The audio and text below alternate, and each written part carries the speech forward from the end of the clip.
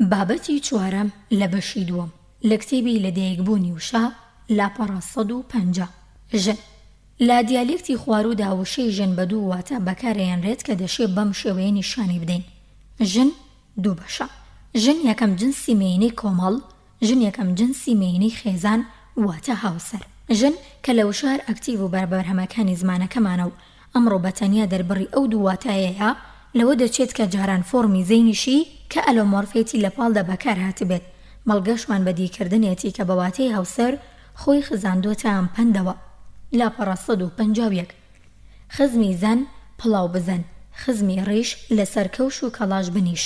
تێبینی خاڵ لاپەڕە 168 بۆ جوداکردنەوە و ڕوونکردنەوەی زیاتر ژن وەک جنسی مێینە لە واتەی هاوسەر بە باشی ئەزانین کە بە شێوەیەکی جیاو پێگاتانی لە ژن ساز بوون بخەینە بەرچاو. یەکەم ژن بە واتەی جنسی مێینە ئەلف، نمونەی لە وشەی لێکدراودا، بێوە ژن، سەرە ژن، پیرێژن، ژن خوشک و هەندێکی تر. ئەو وشانە بەپێی یاسای دەرخەر زائیدەن دەرخرا و بە یارمەتی کۆنجێکشن یا بێ کۆنجێکشن ساز بوون. ئەمانەش ژنە کورد، ژنە عەرەب، ژنە تورک، ژنە ڕووس، ژنە ئەڵمان، ژنە ئینگلیز، ژنە پاشا، ژنە فەلاح، ژنە قەساب، ژنە سایق، ژنە مهندیس، ژنە معلم، ژنە دکتۆر، ژنە دۆم، ژنە قەراج، ژنە فەقیر، ژنە سوالکەر، ژنە دەوڵەمەند و هەندێکی تریش. بەپێی یاسای دەرخرا و زائیدەن دەرخەر بە یارمەتی کۆنجێکشنی بزوێنی کورد ساز بوون. ئەمە لە لاپەڕە 151دا بوو. لاپەڕە 152 بە وشەی داڕژراو، ژنێتی، ژنانە، ژنانی، هەندێکی تر. پ فرێزی چەسپە و کە وەک دانێکی فەڕەنگی حسابی بۆکرێت مامۆستای ژن، دکتۆری ژن، ئەندازیاری ژن، فەراشی ژن، مۆزەفی ژن، مەحامی ژن و هەندێکی تر تا لە قالبی ئیدیۆمدا بوون بە ژن، کردن بە ژن، هەندێکی تر. دال لە چوارچەوەی پەندا ئیشی ژنان 24ن، هەر نان و هەویر دیارن. ژن تا جووتێ پێڵاوەکڕێ 1000 جوتە درێ. تێبینی خاڵ لاپەڕە 65 و لاپەڕە 235. دووەم ژن بەواتەی هاوسەر ئەلف، وشەی لێکدراو، شاژن، وەساژن، مەلاژن، شێخژن، حاجیژن، ئاغاژن، کوێغاژن، باوەژن و هەندێکی تر. ئەو شانە بەپێی یاسای دەرخەر زایدەن دەرخرا و ساز بوون. ئەمانە لاپەڕە 153 ژن و ماڵ، ژن و مێردایەتی، ژن و ژنخوازی و هەندێکی تر. بەپێی یاسای ناو زایدەن کۆنجێکشنی واو زایدەن ناوساز بوون.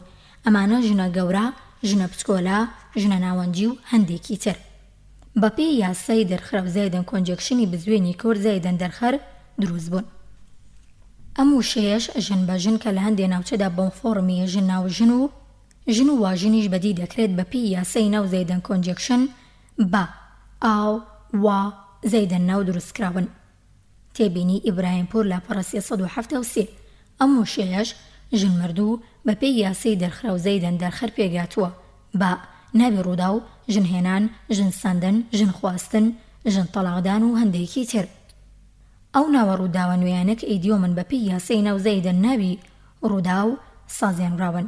پ ناوی داڕێژراو. لاپەڕە 154 ژندار، ژنداری، بێژن، بێژنی تا لە چوارچەوەی پەندا ژنەی مێردەی کردی سەنگی عالەم هەڵسێ نایکالەنگی. ژنێکم ئەوێ ژنانە پێستە بکە بە هەمانە، پیاما کاشوژن، بانگم بکە ئاغاژن، گشتگیانم بکەن بە دەرزی ئاژن، هەر پێم بڵێن کوێ خاشن. یەکەم تێبینی خاڵ لاپەڕە 238 بۆ 237 119 333 235. ئەم پەندەژ هەردوو واتاکەی جنسی مێینە و هاوسەری گرتوۆتە خۆی. ژن بدە بە ژن مردوو، گا بدە بە گا مردوو. ژنی یەکەم جنسی مێینەیە، ژنی دووەم هاوسەرە. واتە ژنیا ئافرەت بدە بەو کەسی کە هاوسەری مردووە، گاش بدە بەو کەسی گای مردووە، چونکە ئەوان قەدریان دەزانن. لەسەرودا دەتوانرێت هەردوو واتاکە بە ژن بگەێنرێت، بەڵام بۆ واتەی هاوسەر وشەی داڕژراوی ژنیش تەنیا بۆ گەیاندنی ئەو واتەیە بەکارهێنرێت. بۆ نمونە لاپەڕە 155 ژن کا من واتە هاوسەری من. تێبینی باکایەڤ لاپەڕە 165. لەم دیالێکتەدا لەسەر بناغی وشەی ژن بە هەردوو واتاکەی نمونەی لە موشانە بەرچاوەکەون: ژن باv، ژناب، ئامۆژن، ژن برا، ژن خاڵ، ژن مری، ژن نێپیر، ژن بەردان، ژن ستاندن، ژنانین، ژنتی، ژنانی، ژندار، ژنداری و هیتریش.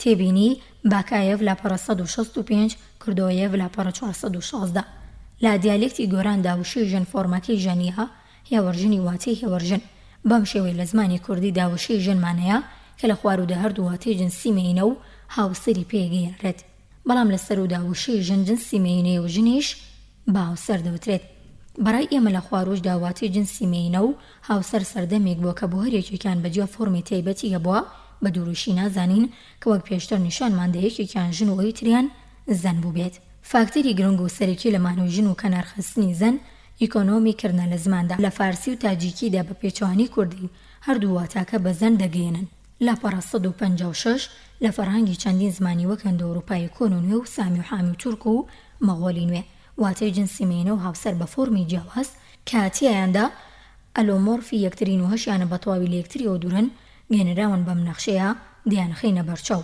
زمان گێنراوی واتەی جنسی مێینە گێنراوی واتەی هاوسەر تێبینی لە زمانی پایلەوی زان ناریک نەیریک گێنراوی واتەی هاوسەر زەن تێبینی لەم زمانەشدا زەن و زەیاناک هەرێکە بەتەنیا توانیوێتی گێنەری دوو واتاکە بێت تالیشی ژێن زەنەن ژێن کیغلەت ئەڤێسنی لەم زمانەدا ژێن دەتوانێت دەردوو واتاکە بگێنێت بەڵام فۆرمی تایبەتی بۆ تریش بۆ هەریەکەیان لە ئارادایە ڕووسی ژێن شنیە ژنە ئینگلیزی هومەن وایف عەرەبی ئەمڕا نیسا زەوج تورکی کەدین ڕافیکا کاری تێبینی مەگازینیک دال ئاف دال ئەلف ئەو میغایلۆف میم سینە فەرهەنگی ڕووسی تورکی مۆسکۆ 1949 لاپەڕە 81 ئابرامیان ڕەعلام 124 125 149 152 پیریکۆ لاپەڕە 105 280 دێغدا جیمنۆ 12934 12935 و ئەریان پورکاشانی لاپەڕە 326 و 327 گوێگرانی خۆشەویست لێرەدا هاتینە کۆتایی بابەتی چوارم لە بەشی دووەم لا کتێبی لەدایکبوونی وشە لایەنی پێگاتون و چەمکی وشەی ژەن لە کتێبی لەدایکبوونی وشە لاپەڕە 158 ئەم وشەیە لە ڕووی ستراکچەرەوە تاگمۆرفیم نییە بەڵکو بەپێی ئیتیمۆلۆژی بەم شێوەیەدا ڕێژراوە ژ زایدەن پاشگری نون پاشگری یا سۆفیسکی یا سۆفیکسی نون لە زمان هێندوێرانی کۆنەکاندا کۆتایی ڕێگانی گرتووە کە ناوی جنسی مێینە بوون بۆ نمونە لە سانسکریتیدا یۆسەن واتە ژن کانیان واتە کەچ لە ئاوێستادا کاینین واتە کەچ هەموو ئەو وشانەش وەک هێڵمان بەژێر نونەکانیاندا هێناوە کۆتاییان بەو سۆفیکسە هاتووە تێبینی بارۆ لاپەڕە 148 ڕەچەڵەک و بیرروچەمکی ژن پەیوەندیەکی تونند و تۆڵی بازان و ژیان و ژین و گیانەوە هەیە هەمووشیان تاوکەری یەکترین لەبەر ئەوە بۆ پەیبردن باس لێوشەی ژن وامان بە باش زانیوە کە سەرەتا بڕوانینە دەربڕینی و چەمکانەی پەیوەندیان بە ژنەوە هەیە بۆ ئەم کارە چەند نەخشەیەک نمونی وشی زمانە هیند و ئەوروپیەکان دەخینە ڕوو کە گەیەنەری واتەی ئەو چەمکانن سەرەتای لە زانە و دەست پێدەکەین لاپەڕە 159 خشتەکەمان بەم جۆرەیە زمان نمونە لەگەڵ تێبینی لە زمان هیندی کۆن ڕەگی GEYATE جان سانسکریتی جاتی ئاوێستایی زەیت زیسنت ZAYEITI یاخۆت ZIZENTI زاتە یاخود زان لە زمانی گرێکی GENEA یاخود GIGNESTHII یاخود GONOS لە زمانی لاتینیدا GIGNERE GENERARE NASCOR یاخود NATUS پهلەوی ZATAN ZADAN یاخود زەی لە ئینگلیزیدا GENERATE یاخود BEAR لە زمانی سویدیدا وەکو کۆن لاپەڕە 160 لە زمانی بەلوچیدا ZAGH یاخود ZAYAG لە زمانی ئەفغانیدا ZEZH یاخود ZOVUL لە زمانی فارسیشدا زادن یاخود زایدن. تێبینی دێغدا جیم8 سات واتە لاپەڕا 12524 ئاریان پورکاشانەی لاپەڕە 316 بۆ 317. ئەم ڕێگانە GNE یاخود GON یاخود GEN ئەو شانە کۆدەکەنەوە کە دەربڕی چەمک و بیری زان بوون. تێبینی ئاریان پورکاشانی لاپەڕە 316 دوای زان دێنە سەر ڕۆخستنە ڕووی نمونێ و شانی کار لەو زمانانەدا دەربڕی چەمکی ژیان و ژینن. لاپەڕە 161 لە لاپەڕە 161دا خشتێکی ترمانەیە زمان و نمونە. زمانی سانسکریتی JIVATI BUDDHI لە زمانی هاوێستایە JHIVAITI یاخود JI یاخود JIU لە فارسی کۆندا ZIVISN یاخود JIV لە زمانی گریکیدا EBION لە زمانی پالەویدا وەکو زستان، سویستان، زیستن، زویستنی، بۆت لە زمانی لاتینیدا VIVO VIVA لە زمانی سلۆڤاکیدا ئیڤۆت ZV لە زمانی فەڕەنسیدا VIVRE لە زمانی ئینگلیزیدا LIVE BIO لە زمانی تەغاریدا SO. تێبینی تەغاری یەکێکە لە زمانی ئێرانی کۆنەکان لە تەغارستان کە کەوتۆتە ڕۆژەڵاتی بەڵغ و ڕۆژئاوای ڕووباری جەیحون قسەی پێکراوە. لاپەڕە 162 لە زمانی سڵاڤیکۆن زیڤۆ ZET لە زمانی ڕووسیدا زیت ئیزن لە زمانی لیتوانی جیڤاس لە فارسیدا زیستن زیست زی.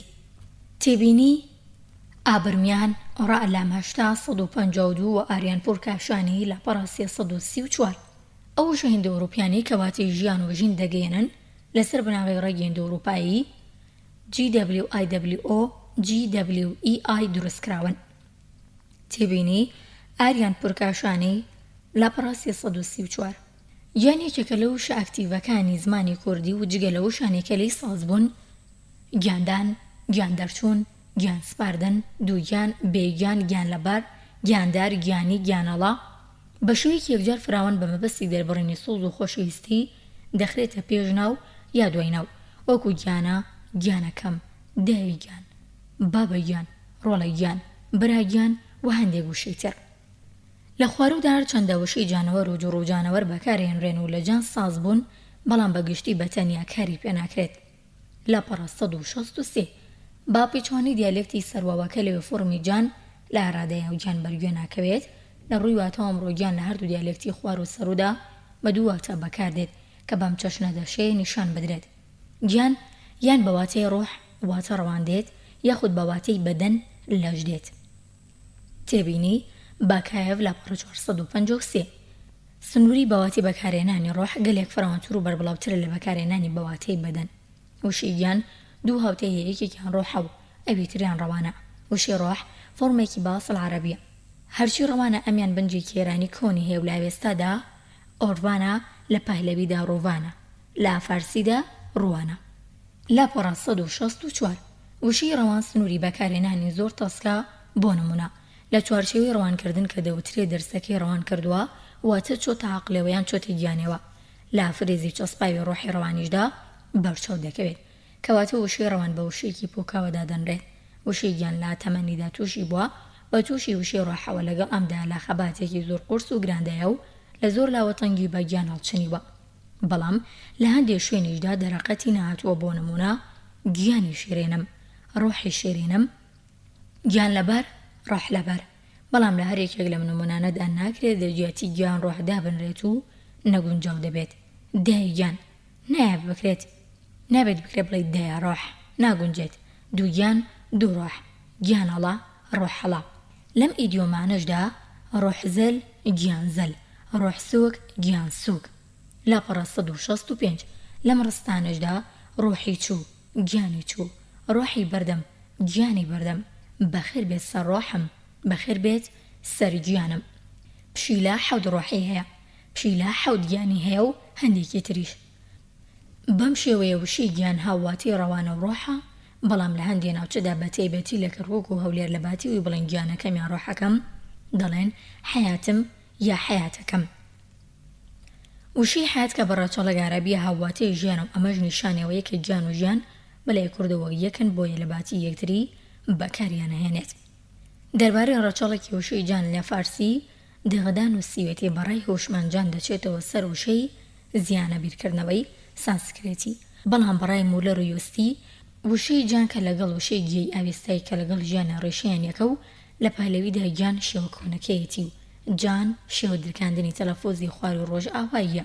لە پڕە 166 لا گێلەکیدا جن لا بەلوچی ئۆڤغانیدا جانە. تێبینی دێغدا جیم 5 سات 74 دێغدا جیم 5 لا پڕە 1490 لە کوردیشدا گومانی تێدانیا کە گیان و فۆرمەکەی تریشیان جان هەروەک جانی فارسی و بەلوچی و ئەوغانی و ڕێشیان لەگەڵ گەیی ئاوێستایی یەکە و لێک سەرچاوە داکەوتون کەواتە گیانواتە ژیانە. بەم شێوەیە پەیوەندێکی تونند و تۆڵ و نەپچڕاو لە نێوان زان و ژیان و ژین و گیاندا بەدی دەکرێت. ئەڵقۆڵق پێکەوە گرێدراون.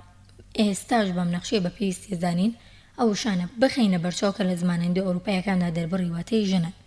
لا پڕە 167 زمان نمونە لە زمانی سانسکریتا جانی جانی جانس یۆشانە یۆشانە ئاوێستا جانی جینی جانی جێنە گرێکی جێنی زینە لە زمانی گۆتیدا کوێنۆ جنس کوینس ئەرمەنی کین ئایسلەندی کۆن کۆنا کوڤان ئەڵمانی کۆن کیونا جیۆن لە پالەویدا ژەن زەن ئەفغانی جینای جونای بەلوچی جن غین ژەن لە پڕە 168 ئینگلیزی کۆن سوینی سوین ئینگلیزی کوین دانیمارکی کوڤایند کۆن سویدی کوڤینا کۆنا سڵاوی کۆن ئیناس ئیناز ڕووسی نا ئێرلەندی کۆن جێن بێن سەراکۆلی ئەنین ژین فارسی زن تاجیکی زن دەتوانرێت بوترێت بە گشتی ئەو وشە هەندە ئەوروپایانە کە دەربڕی واتەی ژنن ئەم ڕێگانە کۆیان دەکەنەوە. لاپەڕە 169 GWENIS GWEN GWNAS GWENA کە ئالمۆرفیم یەکتر کۆیان دەکەنەوە. تێبینی لەسەر وشەی کوین لە ئینگلیزی نوێدا بە ژنی زمان درێژ و بەدزمان دەوترێت کوین شاژن مەلیکێ.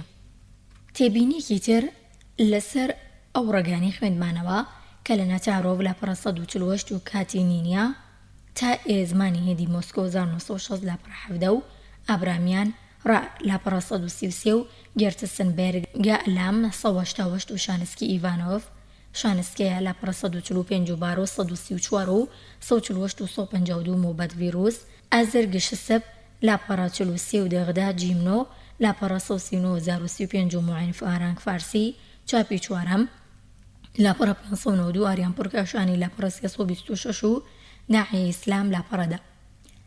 پێشتریش زانیمان کام ڕێگانەش GNEGONGEN ئەو شانەیان کۆ کردوکە دەربڕی واتەی زان بوون.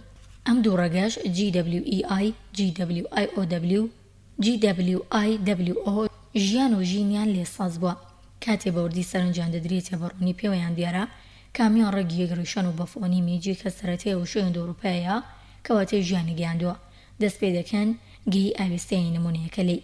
لە پالەویدا زیڤستانە واتە ژیان بە ڕێگی ئاوێستایی ژین بەسراوەتەوە و زیڤستن کە ژینە ڕێگی زیف تێدا لە ئەنجامی گۆڕانی فۆنەتیکی مێژویی بەم شێوە پەیدا بووە.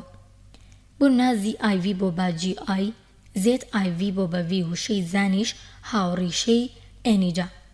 لە پالەویدا وشەی نیستی کارامیەوەگا واتای زن بەکار هاتووە لە پڕە 117 لە پڕە 117 لە فارسیدا زن و زەیدن و فرزن بەڕای داعی ئیسلام خاوەن یەک ڕێگۆڕیشەن و دسەبقۆلۆڤیش وشەی زنی فارسی و ژنی کوردی بەستۆتەوە بە ئاوێستایی و هندی کۆنۆکەواتەی ژنیان گەیاندووە.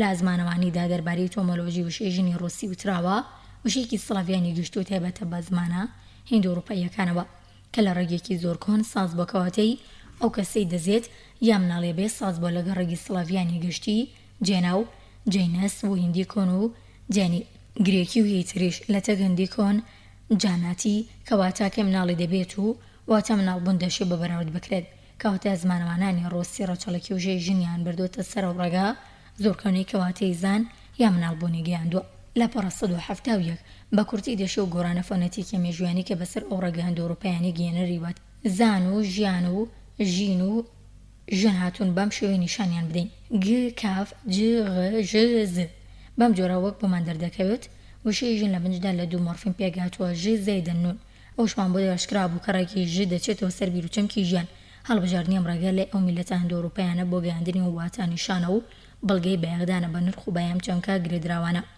زان و ژیان و ژین و ژن باوەڕکردنیشە بۆ ڕاستی کام چەمکانە ڕژاونەتە ناو یەکتریەوە و لێک جودا نابنەوە بەڵکو تەواوکەریەکەن لا فەڕەنگی زمانی کوردیدا لە پاڵوشەی ژندا وشەیەکی تریشمانەیە کە وەگەم و واواتەیەکی ترخەباتی کردووە کاواتی ژن بێت یەکژوشی ئافرەتە لەگەڵەوەدەکە کەوتوتە تەنگ پێڵچنین و ململانیکردنی ژن کەچی بۆی نەلواوە و بەرامبەر بە وشەیەکی بنجدا کوتێوی وەک ژن ئەوە دەچوست و چالاک بێت بتوانێت کەناری بخات یا کزی بکات با پێچوانەوە لە هەندی بۆڕ و شوێندا نەبێت وەک لەم بەراوردکاریانی خوارەوە دەیبینین نەیتوانیوە زیاتر بڕوات بۆ نمونە لە 1970 دەوترێ ژن و ژنخوازی ناوترێت ئافرەت و ئافرەتخوازی ژنێتی نەک ئافرەتێتی ژن و مێردایەتی نەک ئافرەت و مێردایەتی ژنە پاشە نەک ئافرەتە پاشە ژن مردوو نەک ئافرەت مردوو ژنە گەورە نەک ئافرەتە گەورە کۆنە ژنە نەک کۆنە ئافرەت هیتریش بەڵام لەم نمونانەدا دەبن بە هاواتە یەکتری ژنی چاک ئافرەتی چاک دەژن دافرەت ژنی کورد ئافرەتی کورد و هەندێکی تر وشی ئافرەت دەشێ بەرامبەر بە ئافرۆدێتی یۆنانی کەواتەی خوای جوانی و خۆشەویستی گەیاندووە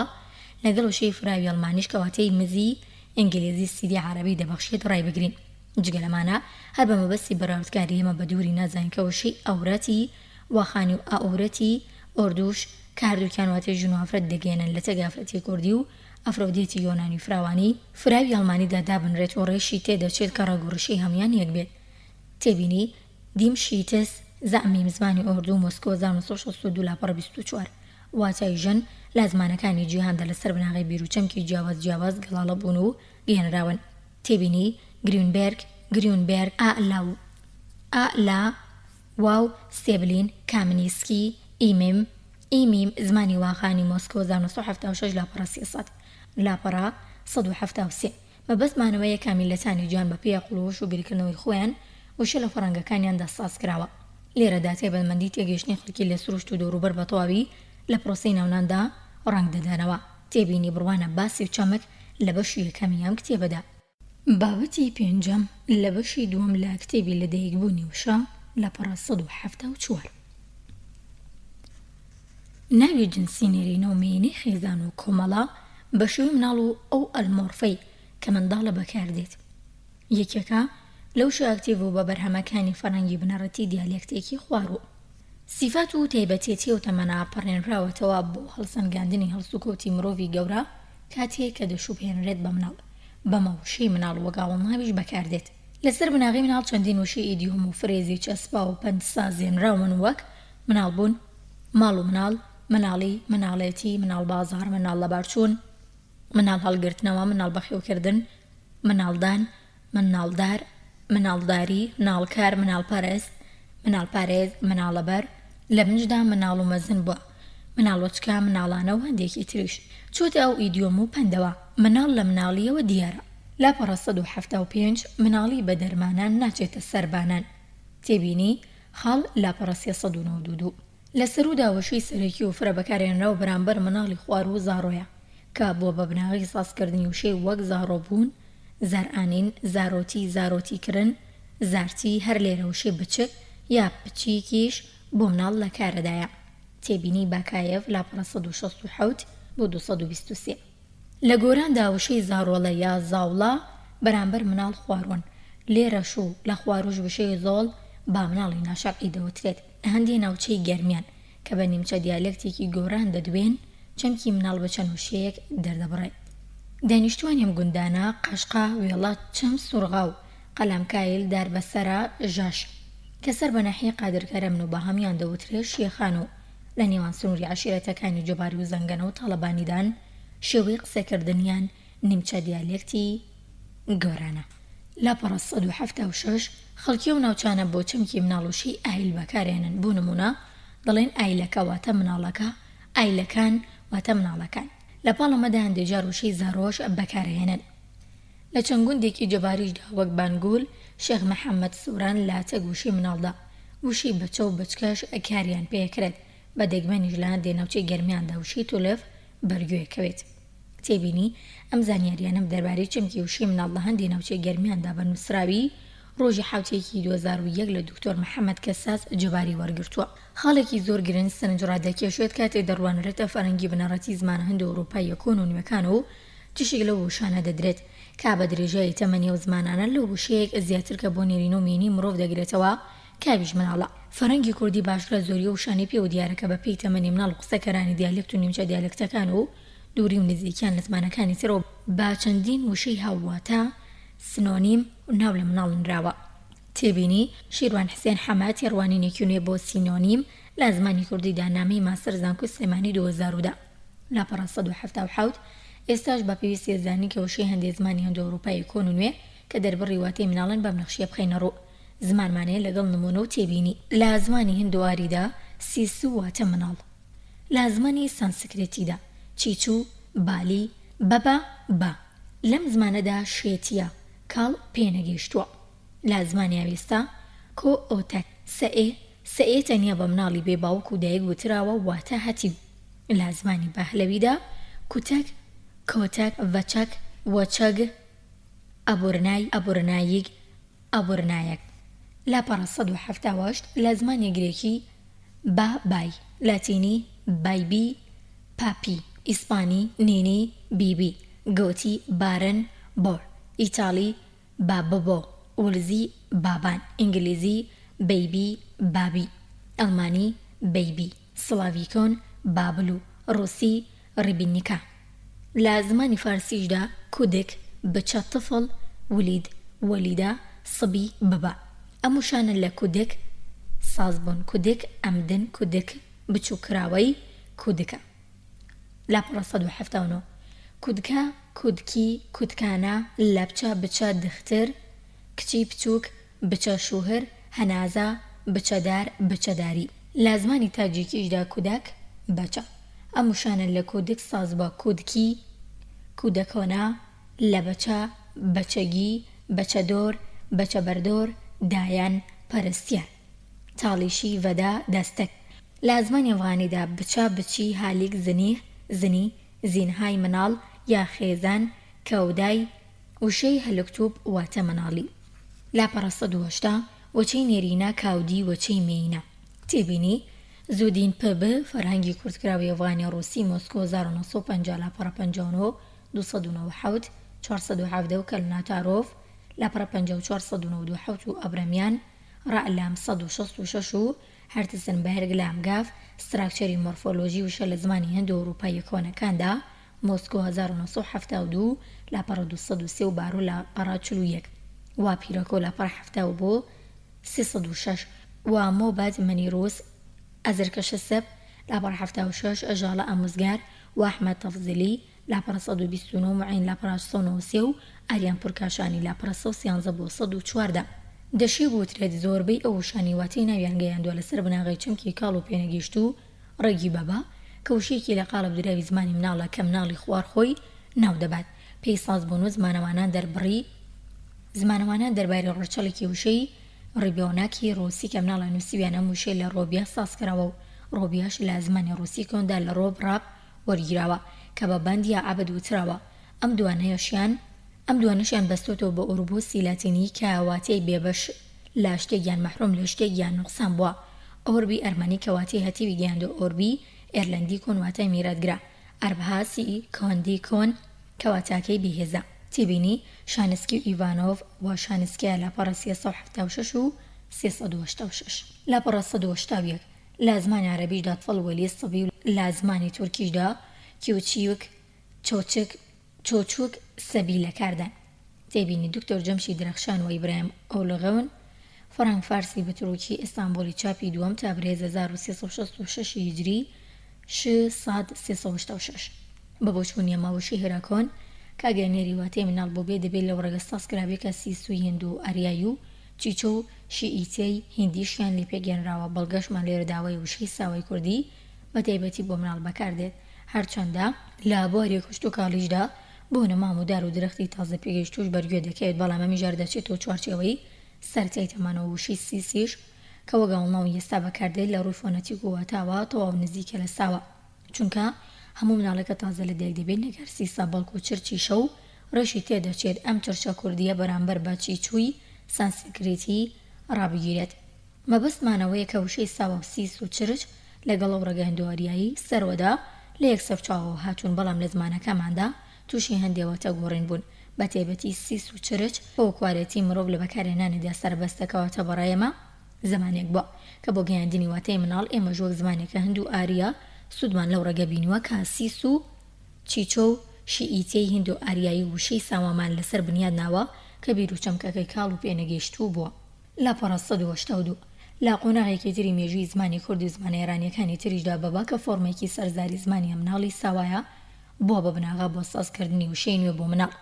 بەبا پاشگرەکانی بچووکردنەوەی چەوکە کالمۆرفەکانیان وشەی لەم بابەتانیان لێ پێگاتووە. بەچا بەچکە بێچووک، بێچوو دوای پەڕێنی کاف، بچووک یا بچووک لا سەرەتاوە بێگومان هەروەک چۆن بچێک لە سەرودە تا ئێستا بە مناڵ وترێت، لە ئێمەش بچووک بە مناڵ وتراوە، دواتر بۆ بە کوالێتی بچکۆل یا پچکۆل یا بچکۆل یا پچکۆلە، بچکۆلانە یا پچکۆلانە کە ئاوڵناون ساز بووی ڕێگی بەبە و ئەو پاشگرانن. وشەی وەچەش گۆڕای فۆنەتیکی بەچەیە. وشەی بەبە لەلایەن گەورەشەوە بە مناڵ وترێت، بەڵام کات و شوێنی خۆی هەیە و نیشانی سۆز و خۆشەویستێکی بێهاوتەیە بۆ مناڵ. زۆرجار فۆرمی بەبەکە و بەبەگیانیش هەر بۆ مەبەستی ڕاکێشانی سەرنجی مناڵ و ڕاگررتنی دڵی بەکاردێنرێن. بۆ نیشاندانی وشەی بەبە لە زماندا ئەم چەند کۆپلەیمان لە شاری جیریوەی مامۆستا عینشەونم هەڵبژاردووە. لاپەڕە 1983 بەبا بەبا بچکۆلە مەگری مەگری بەرخۆلە، بنووە لە ناو جۆلانە گەرم و گوڕە هێلانە، دایە دەستی گیراوە منی لای تۆ داناوە، منیژەر شان مناڵم خەریکیشی ماڵم. وشەی بەبا چۆتێ ئیدیۆمیشەوە وەک ئەوەی دەوترێت خۆی لێکردوین بە بەبەکە. وشەی بەچکار چەندە هەندێک کەس بە تایبەتی بە سەڵاتچووەکان ناوبەناو بەواتەی مناڵ هەر بەکارهێنن. بۆ نمونە پرسن ئەوە بەچکەی کێیە؟ براکە چۆن بەچکەی هەیە؟ بەڵام بەرەبەرە بەکارهێنانی بۆ مرۆڤ کەم بۆتەوە و ئەمڕۆ لە پاڵ وشەیەکی تریشدا کاویش بێچووە زیاتر بۆ باڵندە و حیوانات وەک سینۆنیمی یەکتری لەکاردان، وەک بەچکە شێر بێچووە شێر، بەچکە گورگ بێچووە گورگ، بەچکە ساگ بێچووە ساگ، بەچکە پشیلە بێچووە پشیلە، بەچکە کەو بێچووە کەو، بەچکە چۆلەکە بێچووە چۆلەکە و هەندێک وشی تریش. لاپەڕە 1984 وشەیەکی تر کە بە مناڵەوەترێت بەڵام بە مناڵەکە بە ناشەڕەی لە دایک بوو بێت زۆڵە. ئەم وشەی لە خوار و گۆرانیشدا بە هەمان واتە بەکاردێت. لە پەهلەویشدا وشەی زیڤیشن کە واتەی ژیانان لە ڕێگی زیف ژن ژیفئی هندۆێرانی ساز بووە، تێبینی ئەبریمانڕە لام 152 زارۆڵە و زاوڵە و زۆڵیش لەو ڕێگەی پاشگیری بچووکردنەوەی لاو ئەلمۆرفەکەی لێ پێگەێنراوە. بە بۆچوونی مەزۆڵ لەسەرەتەوە وەگەیاندنی چمک و واتی مناڵە تووتەکەیەوە و دواتر پەڕێنراوەتەوە بۆ بەخشینی واتە و چەمکی مناڵی ناشەرعی و ئەو قاڵ بۆ فۆرمەی وەرگرتووە کە ئێستاەتی بەمەش دیارە واتاکی تەسک بۆتەوە لە مناڵ بەگشتی بووە بە ناو بۆ لە دایکبوونی مناڵ و ئەو مناڵێکە لە بارودۆخی نادروستە هیچ گوناحێکی خۆی تێدا نیە، هاتوۆتە دنیا و بەڵام دیارە کۆمەڵ بیستوێتی لەو مناڵانی کە بە شەڕی لە دایک دەبن جودەی بکاتەوە، کەواتە وشەی زۆڵ مەرجنە لەسەر تێسازبوونی و ڕاستە و ڕاست ناو بۆ بێت و لە مناڵی ناشەرعی نرابێت، بەڵکو ئەنجامی خەباتی وشەی تردا بۆ چەسپاندنی خۆیان ئەمیان لە گەیاندنی واتاکە هەموو مناڵ بگرێتەوە بۆ تەنیا جۆرێک لە مناڵ هێنراوەتە ئاراوە، بەڵام ئەمەش دوورکەوتنەوەیەکی تۆ نەبوو لە واتە بنجێکی کە مناڵ بووە. لاپەڕە 1985 وشەی حرامزادە کە سەروسیمەی لە حرامزادی فارسی دەچێت وەک سینۆنیم بۆ زۆڵ بەکاردێت، هەردووکشیان پێکە وشەی لەگراوی زۆڵ و حرامزادە و فرێزی چەسپای زۆڵی حرامزادەیان دروست کردووە. وشەی زۆڵ کە لە هەندێک ناوچەدا هاواتاکی بیژیە خۆشی بەتەنیا وەک سیفەت بۆ مرۆڤی سەختەچی و کەڵەکچی و فێڵباز بەکاردێت و مشانەشی لە ساز بووە. زۆڵی زۆڵەتی زۆڵانە وشەی زۆڵەکی گەرمەشامیش هەر لە دایکبوو وشەی زۆڵە. لەگەڵ لە دایکبوونی ئاینی ئیسلامی پیرۆزدا زمانی عەرەبی کاری کردە سەر فەڕەنگی و میلەتانی کە بوون بە موسڵمان و زمانی کوردیش دیارەیەکی گوڵ و زمانانە. یەک لە وشە عەرەبیانی کە هاتوونەتە کوردیەوە تفڵ بوو، لا دیالێکتی خواردا دەنگی ت گۆڕاوە بۆ بە ت و پاش و پێش و باڵۆنگەکانی کراوەتە بۆ بە تولف. پاش و پێشکردن بە دەنگەکانی وشە گۆڕانێکی فۆنەتیکی باو نەک تەنیا لە کوردیدا بەڵکو لە زمانی تریشدا بۆ نمونە جمعە بۆ بە جوعمە، ڕوبع بۆ بە ڕوعە، وەزع بۆ بە وەعەس، قازانج بۆ بە قانزاج، قۆپچە بۆ بە قۆچپە. لاپەڕە 186 پشقل بۆ بە قشپل، فرین بۆ بە ڕفین، ئاسایش بۆ بە ئاشایس، چاوەڕوان چاوەنوار، قوفڵ بۆ بە قولف و هەرچەندە واتاکەی گۆڕاوە بەڵام هەر لەو بوارەدا بەکاردێت. وشەی تولوف لە باتی مناڵ تا ئەمڕۆ ناو بەناو لە لای هەندێک کەس بە تایبەتی لای بەستەڵاتچووەکان بەکاردێت، بەڵام سنووری بەکارهێنانی زۆر تەس و دیارکراوە و زیاتر لە زمانی قسەکردندا بەرچاوەکەوێت. وشەی تەفلی عەرەبی نەرمگیان لەبەر دەگەێنێت و چەندین وشە لەسەر بناوی ڕێکی تەفڵ ساز بوون، لەمانە تەفڵ بێگیانە.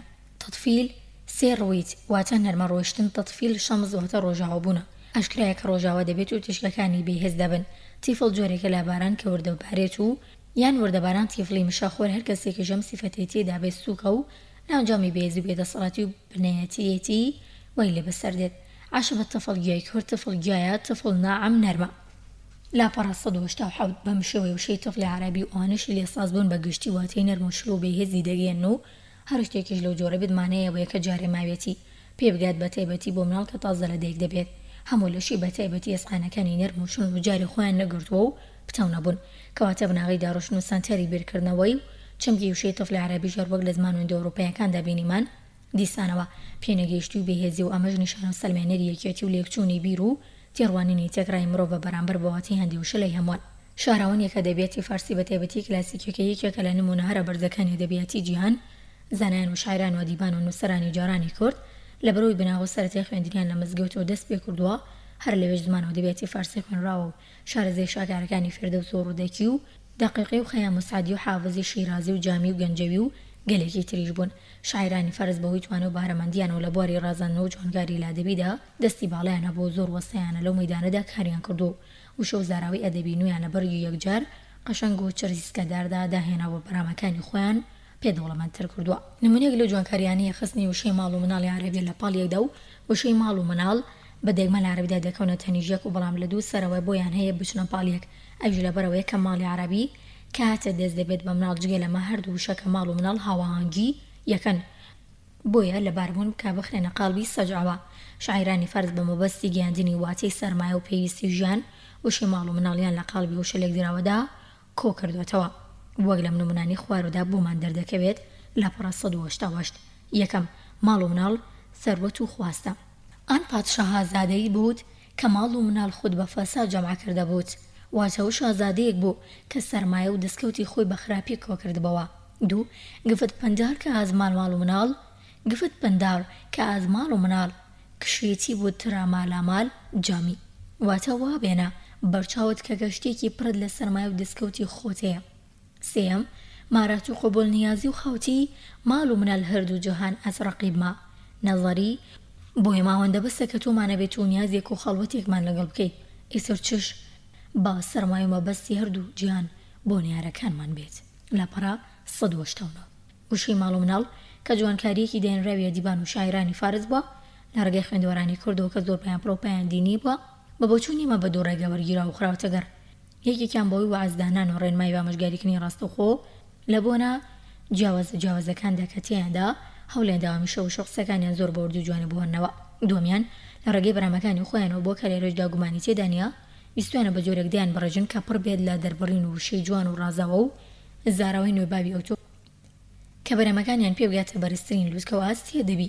لاپەڕە 190 بۆیە بێ و چەند تەلاشیان کردووە کەڵکوسۆ لەو زارەوە دەبیان وەربگرن کە لەلایەن شاعیر و نووسەرە گەورە و بەرامەگەکانی میلەتی دراوسێ و بەکارهێنراون. شاکارەکانی خانی و مەلای جزیری و مەولەوی خانی قوبادی و نالی و سالم و کوردی و شێخ حوسێنی قازی و حاجی قادر و مەحوی و گەلێکی ترشیات و بەڵگە و نیشانیم قسانەمانن. بەم جۆرە وشەی ماڵ و مناڵی فارسی لە کوردیدا بووە بە ماڵ و مناڵ و لە سەرەتادا پێک و بەکار هاتوون، بەڵام بەرەبەرە هەردوو بەشەکەی لێتر ترازێنراوە و لە ئەنجامدا ماڵ باواتی ماڵ و سامان مناڵیش بە فۆرمواتی مناڵی لێبەتەوە و دواتر وشەی ماڵ کە سامان بۆ بەواتەکی خۆی ماوەتەوە بەڵام گۆڕانی بەسەرداتوە و وشەی ماڵ واتە شوێنی حەوانەوەی لێ لەدایک بووە، وەک لەم پەندەدا هەردووکیان کۆکراونەتەوە.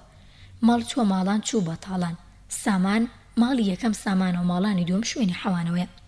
لاپەڕە 191 لە ڕاستیدا قۆستنەوەی ماڵ و مناڵی فارسی و جێگیربوون و چەسپاندنی لە فەڕەنگی زمانی کوردی گۆدا و گۆڕینی بە وشەی لێدراوی ماڵ و مناڵ و ترازانی ماڵ لە مناڵ و گۆڕینی واتیان و کردیان بە دووشی سەربەخۆ گەلێک فاکتەر و هۆ ڕۆڵی خۆیان بینیوە لەوانە. یەکەم، یاسای سازکردنی وشەی نوێ وشە و وشەی لێکدراو کە وشەی ماڵ و مناڵی فارسیشی پێنج ساز بووە.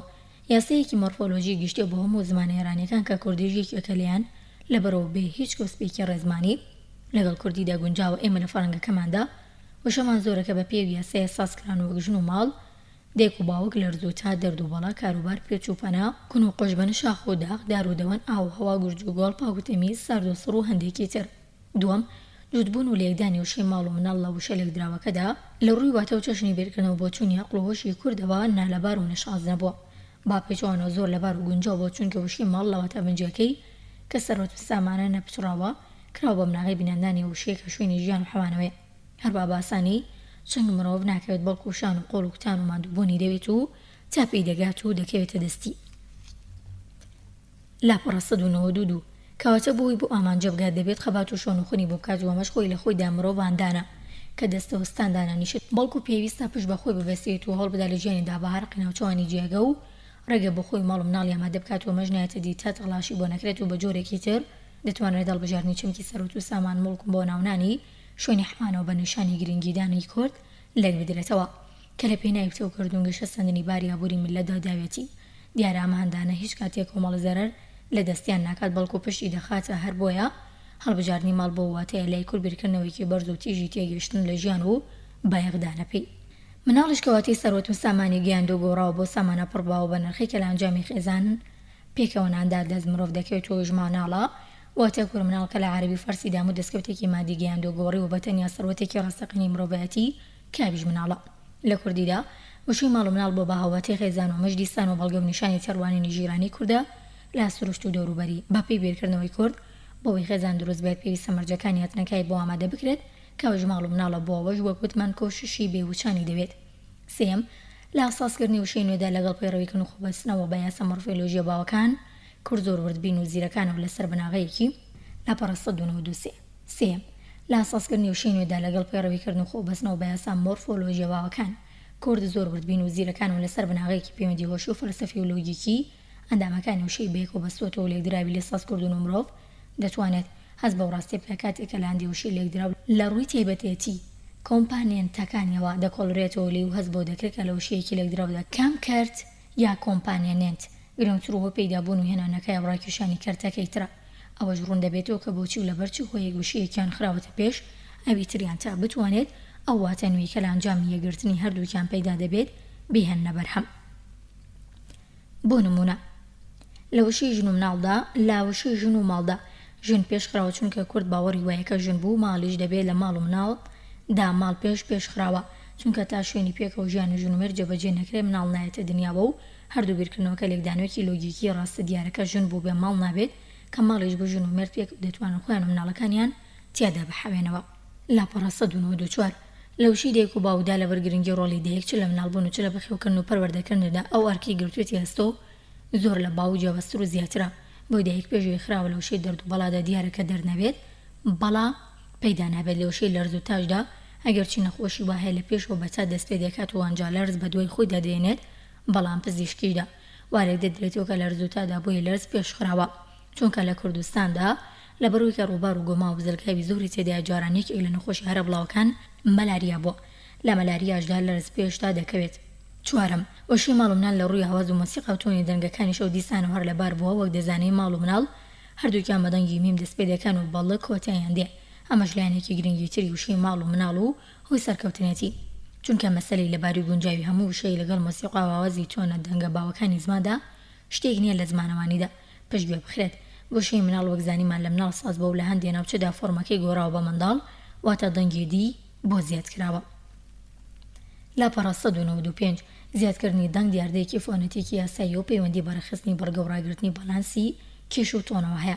لا پاسیڤیشدا لە هەندێک ناوچەدا دیسان و دەنگی دی زیادکرا وەک ژمێردرا نێردرا گۆڕا گۆڕدرا سپێردرا هەڵکەندرا و هەندێکی تریش مەبەست دەوەیە کە وشەی مناڵ دوای ئەوەی دەنگی دی بۆ زیادکراوە بۆ بە مناڵ فۆرمێکی ناوچی و نوێی مناڵە ئێمە بەکارهێنانی هەردوو شیوەکە بەڕاست و دروست دەزانین و کاتێکیش پەنجە بۆ زیادکردنی دەنگی دی ڕادەکێشن ئەمە ڕاستێکی ئیتۆمۆلۆژیە پێویستە بۆ وترێت و بچەسپێنرێت. لە فەڕەنگی کوردیدا وشەی هەتی و یا هەتیم دیسان بۆ مناڵ بەکاردێت بەڵام بۆ مناڵێکی بێ باوک و دایک. لە فەڕەنگی کوردیدا وشەی هەتی و یان هەتیم دیسان بۆ مناڵ بەکاردێت بەڵام بۆ مناڵێکی بێ باوک و دایک. گوێگرانی خۆشەویست لێرە داهاتینە کۆتایی بابەتی پێنجەم لە بەشی دووەم لە کتێبی لەدایکبوونی وشە. لایەنی پێگەهاتن و چەمکی مناڵ لە کتێبی لەدایکبوونی وشە لە پەڕە 196. بەدڵنیایی و بێسەڵکردنەوە گەیشتوین بۆ قەناعەتێک کە مناڵی کوردی مناڵی بەئەسڵ عەرەبیە. ئەوەی لە ئێمە ڕوویداوە ئەوەی کە خستومانەتە قەڵبی فۆنەتێکی کوردی واتاکەشمان لە سەرمایە کە هەموو جۆرە سەرۆت و سامانێک بگەێنێت گۆڕێەوە بۆ سەرمایەکی پڕ بەها و گیان لەبەر کە مناڵە.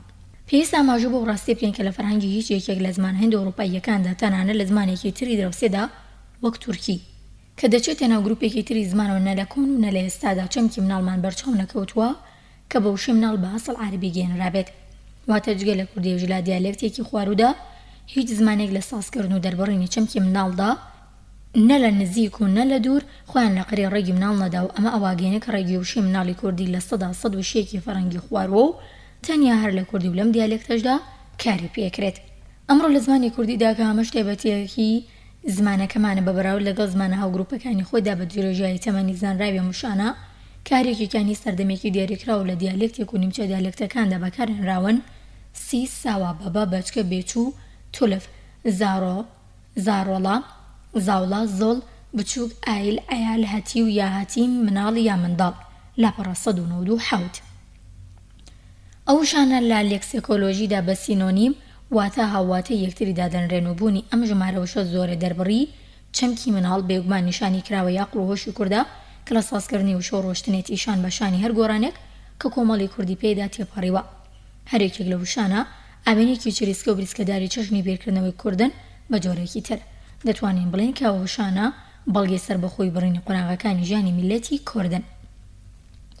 ئەو شانە لەگەڵ ئەوەدا کە ڕەنگوبووی دیالێکتەکانیان پێ و دیارە بەڵام خاڵێکی ئەجوار سەرنجڕاکێش لێرەداوەیە کە لە فەرهەنگی بنەڕەتی زمانەکەماندا زۆربەی زۆری وشەکان تایبەتن. با زمانەکە هەموویەوە واتە نەکتەناهی دیالێکتێک دیان چەند دیالێکتێک بن بەڵام لە دەربڕنی چەمکی مناڵدا هیچ وشەیەکمان نییە کە لە سەرانسەری زمانەکەدا لەلایەن هەموو کورد زمانێکەوەی وەک یەک بەکاری بێنن. بەڵکو هەر دیالێکتێک یان نیمچە دیالێکتێک بگریت لە هەڵبژاردننی وشەدا خاوەنی وشەی خۆیەتی و خاوەنی ئیرادە و خواست و بیستی خۆیەتی. بەماش فەرهەنگی زمانەکەمان زیاتر شڵەقاوە و زیاتریش گەشەی سند و پتر دەوڵەمەند بووە. لا دیالێکتی خوارودا بە کوردی دەتوانرێت بوترێت کە بە پێز و هێز وشەی مناڵ کارێکی وای کردووە کە بە گشتی بەسەر هەموو سینۆنیمەکانی تری مناڵدا زاڵ بێت یا قەتی سێن بکات و لە چەند شوێنێکی تایبەتیدا گۆشە گیریان بکات کەواتە مناڵ لە تەمەنی خەباتیدا بەردەوام هاواتەکانی خۆی کە زوراوەست کردووە و هەر وەک چۆن وشەی تولفی پوکاندووەتەوە و با پەرژینیش دەوری بەبە و بەچکە و بێچوو هەتی و زۆڵی تەنیوە.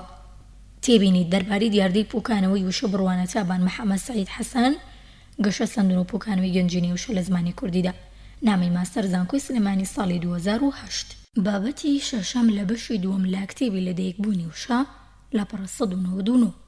ئەم وشەیە لە هەموو دیالێکتەکانی زمانی کوردیدا بە یەکێک لە وشە ئەکتیڤ و بەپێز و گرنگەکانی فەرهەنگی بنەڕەتی دادەنرێت. لەسەر بناغی ئەم چەندەها وشە و ئیدیۆم و پەند سازکراون و لەوانە کوڕە گەورە، کوڕە ناوەنجی، کوڕە بچوو، کوڕە مام، کوڕە پور، کوڕە خەزور، کوڕە تاقەکوڕ، کوڕوکاڵ، کوڕەزا، کوڕە زازا، کوڕە زۆکە، کوڕێنی، کوڕانە، کوڕانی، کوڕی تەنگانە، کوڕازاکام، کوڕە گاڵتەی پێناکرێت، کوڕی باوکی خۆیەتی. لەم پەندانەشدا کوڕ هەبێ تاریکەشە و زۆرە، کوڕ ئەبێ کوڕ بێ، لە ئاشان نۆرە بڕبێ، کوڕ بووم سەرگوڵی خۆم ئەئانگاوت، کوڕی ڕەند بۆ شەوی زەنگ. تێبینی خاڵ لاپەڕە 318 و 319. لاپەڕە 200 لە کرمانجی سەرۆدا موشانە کوڕ لاولاف لاوک بەرامبەر باکوڕی خوار و بەکارهێنراون. لا دیالێکتی گۆرانیشدا وشەی کوڕ بەکار دێت و لێرەدا دەتوانین بڵێن کە وشەی کوڕ بەگشتی یەکێکە لە وشانەی لە ناو دیالێکتەکانی زمانی کوردیدا هاوبەشە.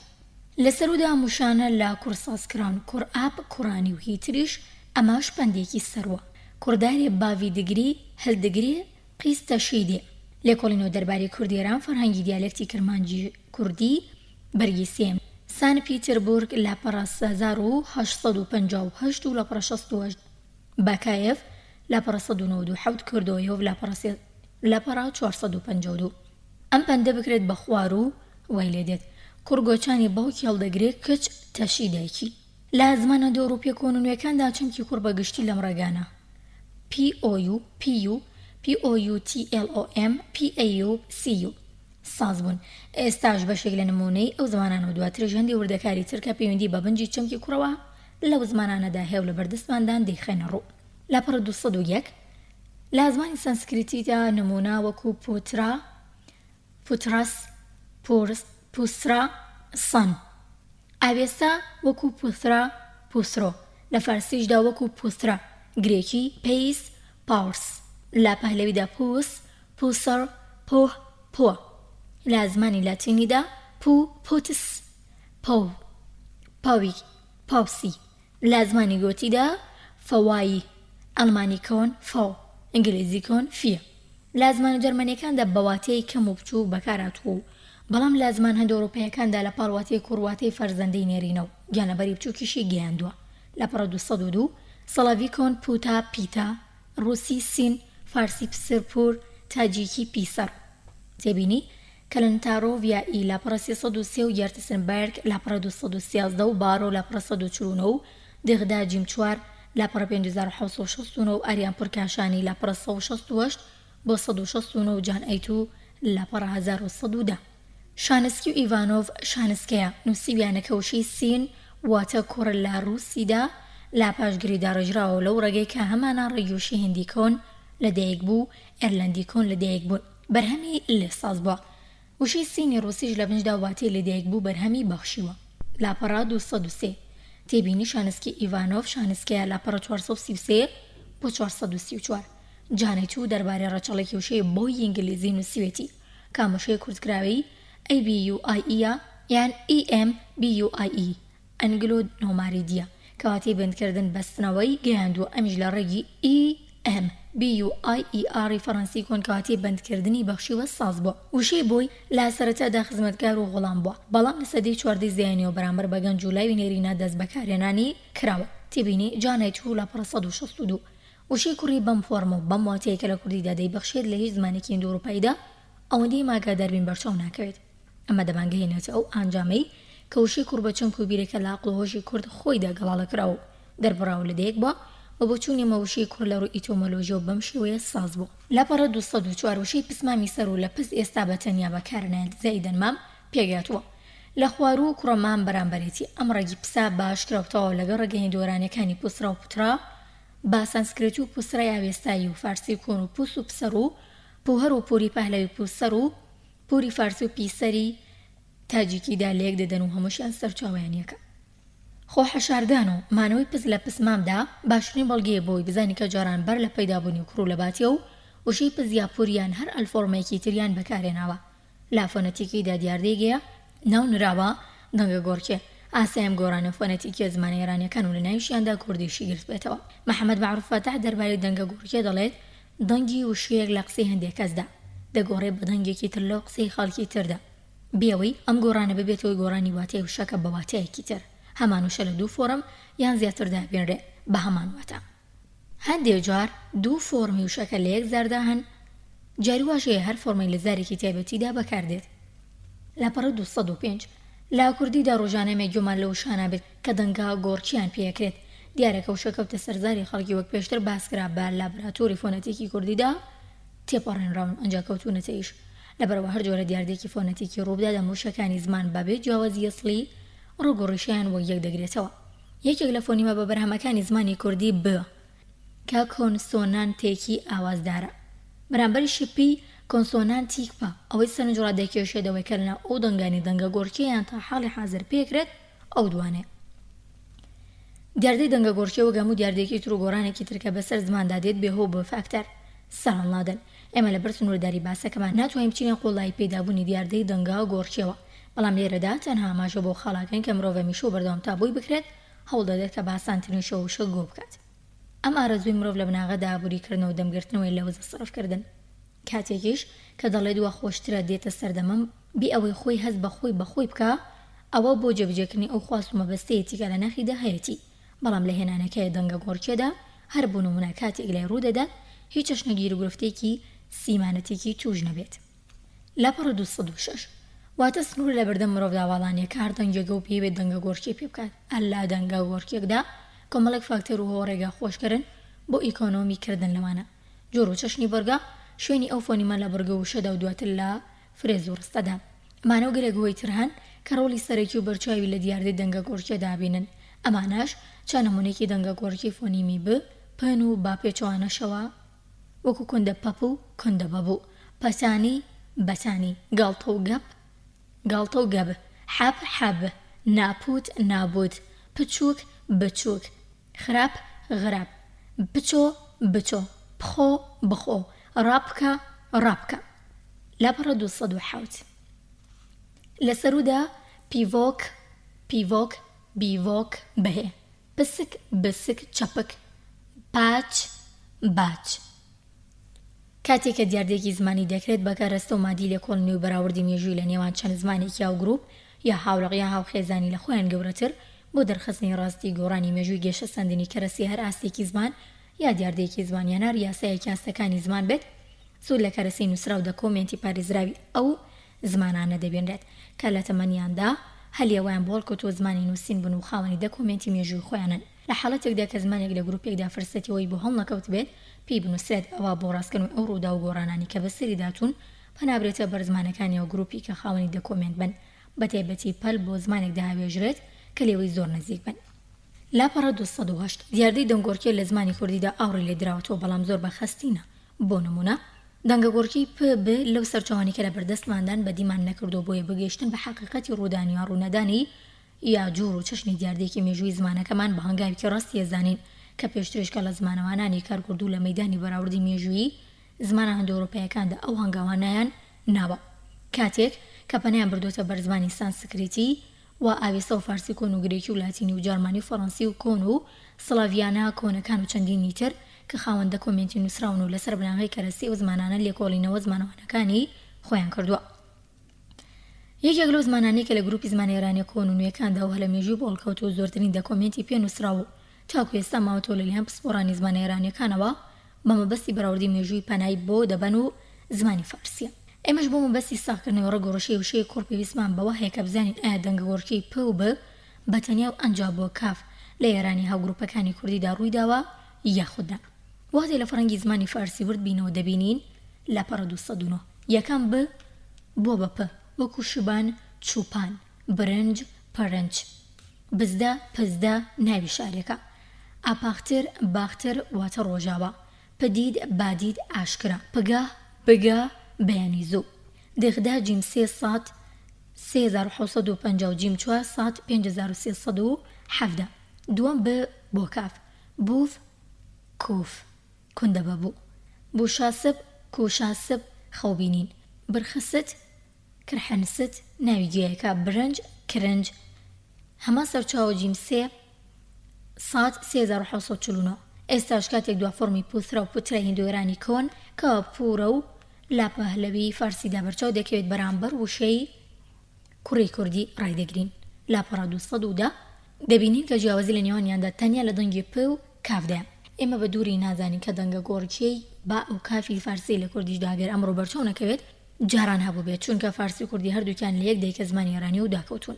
بۆی ئاسایی بەوەکە و دەنگە گۆڕکێی چۆن لە فارسیدا ڕوویداوە هەر بۆ جۆرە لە کوردیشدا ڕوویدا بێت و بەم پێ و بێ هیچ دوو دڵیەک دەگەین ئەو ئەنجامی کە بڵێن وشەی کوڕی کوردی فۆرمی گۆڕای فۆنەتێکی پورە و لە دەیەک بوویەوە. گۆڕینی دەنگی پ پور لە کوردیدا بۆ کاف لەلایەک و یەکبوونی سەرچاوە هیندوێرانێکی دەسەلمێنێت. لەلایەکی تریشەوە ڕوتی سربەخۆی گۆڕانە فۆنیتێکیەکانی زمانی کوردیە. گوێگرانی خۆشیز لێرە داهاتینە کۆتایی بابەتی شەشەم لە بەشی دووەم لە کتێبی لەدایکبوونی وشە. چەمکی وشەی کۆڕ لە کتێبی لەدایکبوونی وشە لاپەڕە 211. وشەی کۆڕکە بە نێرینەی خێزانەوەترێت با کۆڵەکەی خێزان و کۆمەڵدا دەنرێت هەرچی باری قورس و گران هەبووە بە تایبەتی. جاران دراوە بەسەر شانی کووردا هەمیشە لابەڕێ و بردننی شوکاری ناوماڵدا ئەرکی سەخت و گران ڕوبەڕوویە و کراوەتەوە و لە ئەستۆی ئەودا بووە. لە هەموو ڕۆژ و زەمانێکدا لە کێڵان و ئاودان و چاندن و بژارکردن و ڕێنینەوە و دەروێنە و شەن و کەوکردن و کۆکردنەوە و بارکردن و گواستنەوە و هەڵگرتنی بەرووبوومی کۆشت و کاڵی و بەخێوکردنی مەڕ و ماڵات و پارێزگاری سەر و ماڵ و خێزان و خێڵ و تیرە و قەومەکەی و نەتەوەکەشی هاوکاری باوک و براو کەسی بووە. بۆ درک پێکردنی چەمک و بیری کۆر بە پێویست تێزانین لە پێشەوە سەرنج بدەینە ژمارەیەک ئاوەڵناو لە سانسکریتیدا کە لە ئاوەڵناو بە یارمەتی سۆفیسکی TRA داڕێژراون.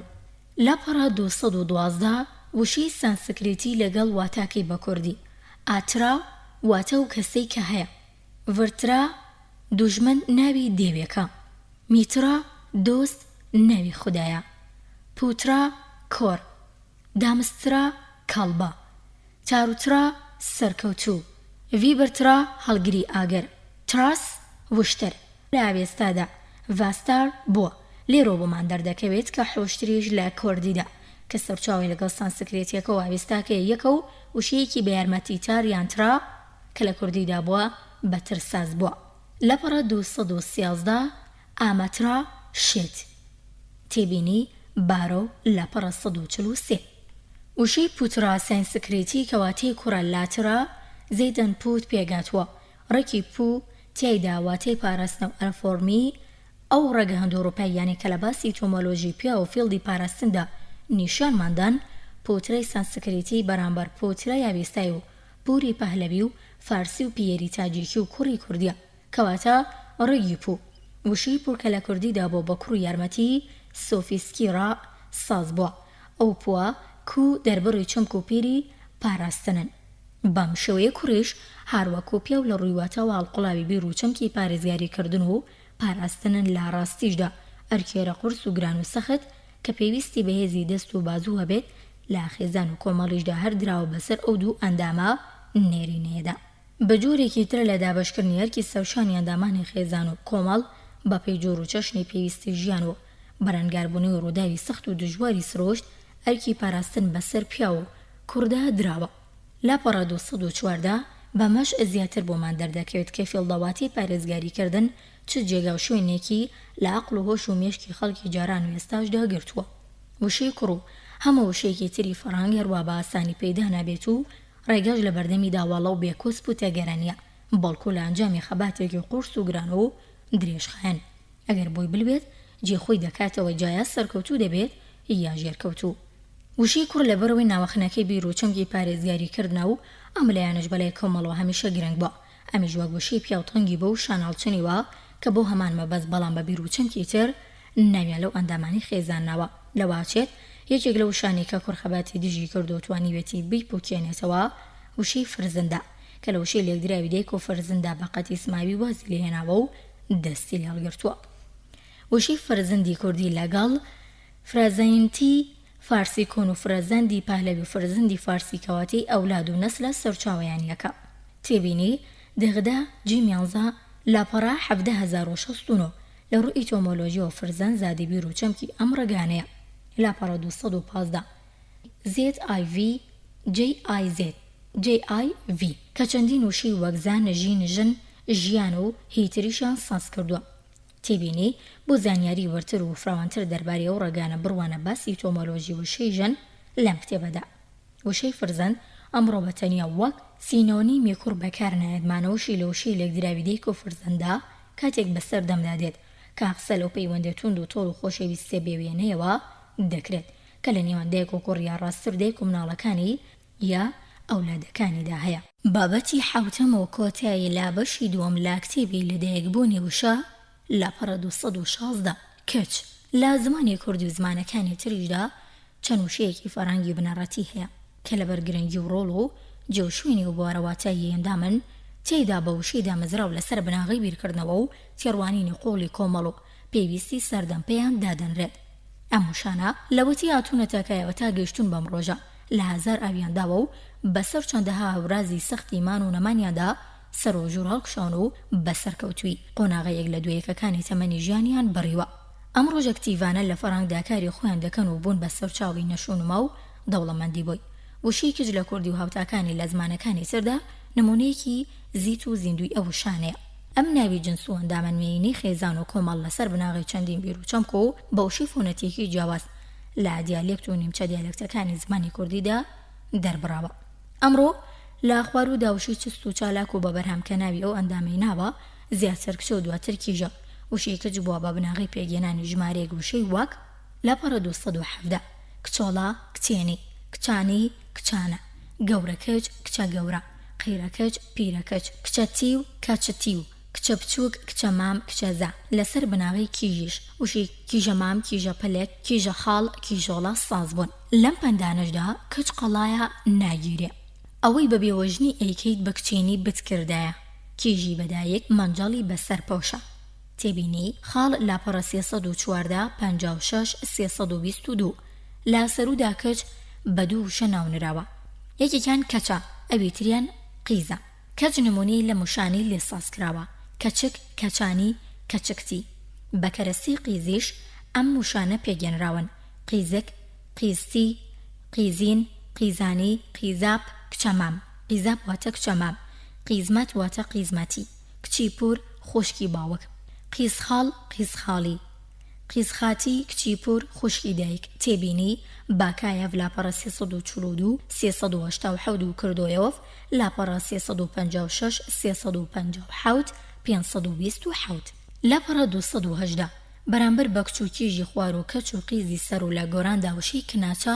کناچێ لە ئارادایە وشەی لەم بابەتانەشی لێ ساز بووە کناچەیی کناچەزا کناچڵە ڕەنگ ژنانی کناش لە حاڵەتی بانکردن و ڕوولێنان لە کچ بەکاردێت لە گەرمیان بە پلی یەکەم کەنیشک دووەم کەچ سێم کناچە بەکارێنرێن کناچە زیاتر لەو زەنگانەدا کاری پێیەکەن تێبینی ئەم زانیاریانەمان دەرباری گەرمیان لە بەڕێز کاگڕۆڤ دەروێژ ئاغای ساڵح ئاغای زەنگەنە کە تەمەنی 78 ساڵە و لە گوندی ڕمەیانی زەنگەنە لەدایک بووە وەرگرتووە. لە ڕۆژهەڵاتی کوردستانیش دیسانەوەشی کەنیشک بەکاردێتوە مشانەشی لێ ساز کراوە کەنیشکی کەنیشکەزا کەنیشکە زازا وەختێکیش کچوژن بانگ دەکەن بەکەی و کەنیلە ڕوویان لێدەنێن تێبینی ئیبراهیمپۆر لاپەڕە 527 و 564 لە ناوچی خانەقین و هەندێک ناوچی ڕۆژهەڵاتی کوردستان وشەی دوێت و دۆت بەکارێنرێن گومانی تێدانیا کەوت و فەرمەجاران سنووری بەکارێنانیان گەلێک فراوانتر بووە مانەوەی دوێتی لەم پەندەی خوارودا باشترین بەڵگی بەکارێنانی پێشووتریانە. لاپەڕە 219 دایە ببینە دوێتە بخوازە تێبینی خاڵ تێبینی خاڵ لاپەڕە 185 زمانی کوردی لە بەرویەکێکە لە زمان هەندێک ئەوروپایی نوێکان بۆ گەیشتن بەڕاستی و دروستی شێکردنەوە و لێکۆڵینەوە لە بنیانانی هەر وشەیەک یەکێکە زمانی کوردی لەبەرەوە یەکێکە لە زمان هەندێک ئەوروپایی نوێکان بۆ گەیشتن بەڕاستی و دروستی شیکردنەوە و لێکۆڵینەوە لا بنیادنانی هەر وشێک بە تایبەتیەوانی ئەندامن لە فەڕەنگی بنەڕەتی زماندا هەنگاوی یەکەم لەوە دەست پێکات کە وشەی پرۆجێکتەری زانستی لە بنجوبناوانی دەدرێت پێویستە بڕوانرێتەوە شە بەرامبەرەکانی کە بە هەمان وەتە لە زمانەکانی تری هاوخێزانەکەیدا بەکارێنرێن. ئێمەش لای خۆمانەوە هەر بۆ میسۆدا کارمان کردووە. ئەمانە چەند نمونەیەکن لەو شانی کە لە هەندێک زمانی ئەوروپای کۆنوونێدا بەپێی واتە بەرامبەر باکچی کوردی ڕادەگیرێن. لاپەڕە 220 زمان و نمونە سانسکریتی وەکو DAHITAR یاخۆت DUHITAR یاخۆت DUHI یاخۆت DUHITARIM ئێرانی کۆن DUXTA ئاوێستا دوگزەر دوگێدەر یاخود دۆدەر یان دۆ لێرە شیرە واتە شیردەر تێبینی ئەموشی لە ئەسڵی سەرچاوەکەدا با دوگزر نوراوە لەبەرەوەی ئەمڕۆ لە کوردیدا دەنگی زی وەک جاران فۆنیم نییە و دیارە پێیتیشی بەرامبەر نییە بۆی وەبن بەڕاستدانی کە بە زبی نووسین بڕوانە دەیغدا جیم حەوت لاپەڕە 1491 لە زمانی گرێکیدا نمونە THYGATER یاخود THYGATERA لە زمانی پهلەویدا DUXTAR یاخود DUXT لە زمانی گۆتیدا DAUHTAR ساکسۆنی کۆن DOHTA پرۆسی کۆن DUCTI ئەڵمانی کۆن TOHTER لاپەڕە 221 لە زمانی ئینگلیزی کۆندا DOHTOR لە زمانی ئینگلیزی خۆیدا DAUCHTER ئەرمەنی DUSTR ڕۆسی DOCH یاخۆ DEVUSHKA لە زمانی چیکی DCERA DEVCHE نەرویجی و دانیمارکی DATTER، سویدی DOTTER، فارسی دەخت دختر دووشیزە. تێبینی شانسکی ئیڤانۆف شانسکەیە لاپەڕە 131 و وارانسکی لاپەڕە 145 و دغدا جیم حوت لاپەڕە 1492 و دکتۆر محەممەد معین لاپەڕە 492 ئاریان پورکاشانی لاپەڕە 267 و حەسان ڕەدایی باغبەیدی مقدەما زەبان سانسکریت جیمیەک تەهران 1384 هیجری لاپەڕە 71. داعی ئەلئیسلام دەربارەی ڕشەی دختەری زمانی فارسی نووسیوێتی دختەر بەرامبەری لە سانسکریتیدا دیێتراکە واتێ شیردۆش دەگەێنێت دا شیردۆشینە. لاپەڕە 222 تر نیشانەی ڕاپەڕێنەرەواتە سوفیکسە، نیشانەیە بۆ کەسی کاویشە ڕادەپەڕێنێت چونکە لە خێڵە ئاریەکاندا دۆشینی شیری مەڕ و مانگاکار و پێشی کچ بۆ لەماڵدا واتە لە دابەشکردنی هەرکۆیشی خێزاندا و کارە بە کچ سپێردراوە. تێبینی داعی ئیسلام لاپەڕەدا لە فارسیشدا دوختن دووشی دناو دووخ و دووشی زەش ڕێگیان یەکە و لاوێستادا وشەی دووخ شیرە و دختر و دووشین و دوختن و دووخ و دووشی زاش ڕگۆڕیشیان هەریەکە. تێبینی سەرچاوی پێشوو لاپەڕەدا ئاریان پورکاشانی بناغی ئەو شوێن ئەوروپایانە لەم دووڕەگەدا کۆ دەکاتەوە.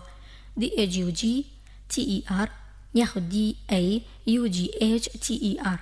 تێبینی ئاریان پورکاشانی لاپەڕە 267 لا کوردیشدا وشەی دوێدیان دۆت کە بە کچ دەوترێت و تا ئێستاش لە سنوورێکی دیاریکراودا وەک نیشانماندان هەر بەکاردێت بەیەکی لەو شوێن ئەوروپایانە ئاژمێردرێت و دەچێتەوە ئەوانە کە لەسەر بناغی چەمک و بیری دۆ و دۆشین ناوی جنسێکی مێنی مرۆڤ کە لە کەچ نراوە.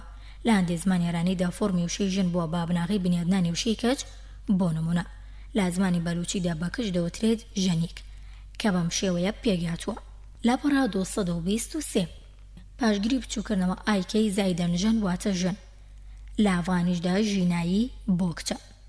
تێبینی لەسەر ژەن ڤڕۆلۆڤا ڤ ئازمانی بەلوچی مۆسکۆ 1960 لاپەڕە 63. تێبینی لەسەر ژینایی دووەم گێرتسنبەرگ لاپەڕە 188 لە زمانە هێندۆ ئێرانیەکاندا بە شێوەیەکی فراوان لەسەر بناغی بیر و چەمکێکی تردا ناو لە کچ نراوە ئەویش ڕێگی کەنە ئەم نەخشەی نیشاندەری وشەی چەند زمانێکە لەو سازکراون. لاپەڕە 224 وشە نمونە تێبینی وشی سانسکریتی نمونە کەنیا یاخود کەنیەکە بە کچ و باکچ و ژن وتراوە. وشی یاوێستایی کەنی کەنیا، کەینین کەئینکە، کەنیالا کەئینیا. کچی گەنجی شوو نەکردو پەهلەوی کەنیک کەنیگ کەنیزەک کەنیچەک کەنیچ کچی گەنجی شوو نەکردو. واخانی کەند ژن، تالیشی کینا کەچ، فارسی کنیز کنیزەک. ئابرامیان تێبینی ئابرامیان لاپەڕە 162 بۆ 163 و سەمسامی لاپەڕە 262 بۆ 264 و گرینوێربەرگ و ستیبلین کامنیسکی لاپەڕە 374 و پیرەکە و لاپەڕە 278 و دێغدا. جیم 12 لاپەڕە 8654 و معین لاپەڕە 101 و بڵقاسمی ڕەهەنمای زەبانهای باستانیێران لاپەڕە 254. لاپەڕە 225 لا دیالێکتی خوارووداوەشی لێکدراوی کارەکەر و کەنیزەکمان هەیە. ئەم وشەیە لە کارەکەر زایدەن کەنیزەک پێگاتەوە و هەردووکیان لە واتادا سینۆمیمی یەکترین. کارەکەر بە تەنیاش لە دەرەوەی وشەی لێکدراو بەکاردێت و هەرچی کەنیزەکە لا کەنیز زایدەن بزوێن و کاف ساز بووە. بەتەنیا وەندی ئێماگامان لێبێ بەتایبەتی لە شێوەزاری سلێمانیدا نەخۆی و نەکەنیز بەتەنیا نابیسێن لە فارسیدا نامەدا وشەی کەنیزک با بچووکراوی کەنیزدان راوە و نووسراویشە کە بەم شێوەی دروست بووە. کن زنە زایدەنیز پاشگیری بچووکردنەوەی بەرامبەرە بەو یزەی کە لە دووشیزدا هەیە. کەنیزک بە ئەنالۆگی قیاز لەسەر کەنیچکی پالەوی پازاند ساز بۆ ئەم ڕۆباتەی ژن دەگەێنێت بەڵام بە مەجازی بەکارەکەر دەوترێت. تێبینی دێغدا جیم 12 لاپەڕە 18654 لاپەڕە 226 سەمسامی نووسیوێتی پیرداوە دڕای وایە کەوشی کەنیزەک ئاوێستاییە و یەکسانە بە کە عینەی ئاوێستایی لە پاهلەویدا کەنیک و کەنیچکە و لا فارسیشدا کەنیز و کەنیزک بەکاردێن لاوێستادا کەنیزەک کچێکە کە جارێ شووی نەکرد بێت. دەرباری پێگاتنی وشەی کەنیزک سەمسامی ڕەش ئەفیعی خستۆتە بەرچەو کاویش لاپەڕاوێزی بۆرانی قانعی وەرگرتووە کە تێیدا وتراوە ئیزک نیشانی بچووکردنەوەی لە ڕشەی کن یەکسانە بە زن زایدەن ئیزک واتە ژنی لاو ساز بووە. پاشگیری بچووکردنەوەی ئیزە و ئیز نەوەی کە سەمسامی لێ وەرگرتووە نیشانی داوەکە و دوانە گۆڕاوی ئیچە و ئیچن ئەوەن کامڕۆ لە شێوەیەی نیشانی بچووکردنەوەدا بەرچاوەکە بێت. تێبینی سەمسامی لاپەڕە 260 بۆ 263.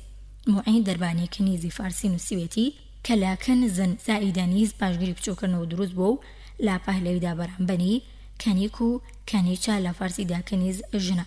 ئێستا بە مواتەیە بەکارنایێت بەڵام بەواتەی تری وەک کچی شوونەکرد و کارەکەر پەرستیار ئیشیان پێکرێت.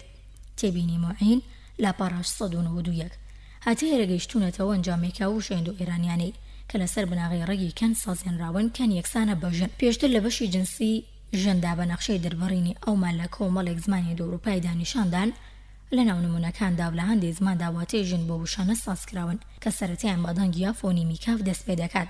جار بۆ مەبەستی تێگەڵکێشکردنی باسەکە لێرەدا دیانخینەوە بەرچاو کامانن. کوینس گۆتی کینی ئارمانی و کڤان و کۆنای ئایسلەندی کۆن، کوینی ئینگلیزی کۆن، کڤایندی و کۆنی دانیمارکی، کڤینە و کۆنای سویدی. دەستپێکردنی ناوی ژن لە هەندێک زمانیان دەوروپاییدا بە فۆنیمی کاف لە ئەنجامی گۆڕینی دەنگی گەی سەرەتای ڕێگان دەوروپای بنجەکان بە کاف هاتووەتە ئاراوە. ئەم جۆرە گۆڕانە فۆنیتیکیانە لە مێژووی زمانانەدا ئاساییە و لە زمانەوانیدا بەو دیاردەی دەوترێت دیڤۆکالیزیشن. دیڤۆکالیزیشن واتە گۆڕینی کۆنسۆنانتی لەرزیوە بۆ کپیلێکچوو خۆی یا حەزکردنی گەشتیە بە بەیزی تەلەفۆزکردنی کۆنسۆنانت با بەشداریەکی کورتی دەنگ بڕوانە ئاغامانۆڤا ئەوسا فەرەنگی زاراوی زمانەوانی مۆسکۆ 1966 لە پەڕە 280 بۆ 261. ئەمە لە لاپەڕە 227 بوو. لە پەڕە 228 ئەم نەخشەی ڕوونکەرەوەیەکی گۆڕانی مێژووی دەنگی گێ بە دەنگی کاف. لە پەڕە 229 زمان نمونە بەرامبەری بە کوردی. ئاوێستا کریگە، کورک کڕکەوتن، پەهلەوی دەنەک دەنەک دانە، فارسی کەنگ کەنیک، ناوەڕاست کەنیزاک کەنیچەک واتە کەنیزەک، یان تاریک تارک تاریک. لە زمانکی خۆشماندا دەنگێکی گۆڕاوە بەکە و وەک لەم نمونانەدا دەیانخینە بەرچاو. وشەی دەرگا و دەرکە هەردوو فۆرمەکان بەکارهێنرێت بەرامبەریان لە پەهلەویدا دەرگاس. تێبینی ڕاستەرگیۆڤا فاسین زمانی فارسی ناوڕاست مۆسکۆ 1966 لە پەڕاسی تسەبۆلۆف لە پەڕاسی دەغدا جیم 12 لە پەڕاشدا 1654 بە بڵقاسمی ڕانمای زبانهای باستانیێران لە پەڕە 209 215 254 تێبینی ئابرامیان لە پەڕە 113 لە پەڕە 230 وشەی کابرا لە بنجدا گابرای ئارامی واتاکەشی مرۆڤە و لە پالەوی بەو فۆرمە ئارامیە بەکارهاتووە نەگەر ئەمە. وشەی گابرام ئارامیش کە واتەی مرۆڤە لە پالەویدا بەکارهاتووە بەڵام ئەمەیان نەکەوتوتە کوردی ئەمڕۆوە. تێبینی سەرچاوی پێشوە لە پەڕە 95. وشەی لووتکە بە بۆچوونی ئەمە لە بنجدا بەم شێوەیە بووە. یەکەم ڕوت لوت ئەندامێکی مرۆڤ و گیانەبەرێکی تروامیشە دەبێت ڕوت بێت چونکە ناسی پێ دەدرێت و بەرامبەری لە پالەویدا لوتەکە واتە ڕوت. تێبینی سەرچاوی پێشوو لە پەڕە 179. 2 لوت زای دەنگا پاشگیری شوێن لوتگا لوتکە. هەمیشە لوتکەیەکی و ڕوتە و هیچی لێ ناڕۆیت واتە ڕوتەنەوەشەی لوتکەی کوردی بەرامبەری لە پالەویدا ئاکاتک. تێبینی سەرچاوی پێشوو لە پەڕە 234 و تسەپۆلۆڤ لە پەڕە 38. وشەی چیای کوردی لەگەڵ چەکاتی پالەوی هەردووکیان سەرچاویان یەکە و بەڵام لە کوردی داواتاکی گۆڕاوە بە شێخی بەرزوو سەخت دەوتێت. لە پەڕە 231 گۆڕینی دەنگێکی بۆژە. دەنگێکی لە هەندێک وشەی زمانێرانی کۆنەکاندا لە کوردیەکانی بەرامبەریاندا گۆڕاوە بەژە. بۆ نمونە ڕاوەکەی ئاوێستەیە کەواتاکەی ڕۆژ و ڕووناکی لە فارسی کۆندا ڕاوەکەی لە کوردیدا ڕۆژە.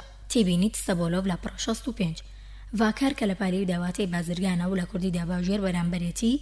تێبینی ئابایە VE فەرەنگی تۆمۆلۆژی زمانی ئاسی بەرگیەکەم مۆسکۆ لێنینگراند 1950 لە پەڕە 242. ڕێگی ئاوێستەی ڕێک وەریک کەواتاکەیان ڕۆشتە و لە کوردیدا ڕێگی ڕێژە بەرامبەریان و ناوی ڕووداوەکەشی ڕشتنە.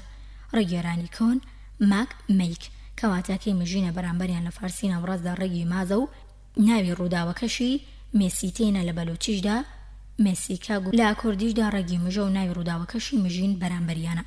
لە پەڕە 232 لە ئاوێستادا ڕێگی ڤاک و ڤەک واتە قسەکردن بەرامبەریان لە کوردیدا ڕێگی بێژە و وەک لە موشەی گۆرانی بێژ و کە دەشبێت بە ڕێگی کردار کاتێک دەوترێت دەبێژم یا ببێژە. تێبینیت سەبۆلۆڤ لە پەڕە 64 و 65. میوژی خوارومەویژی سەر و بەرامبەریان لە فارسیدا میویزە یای ئاخودیزە.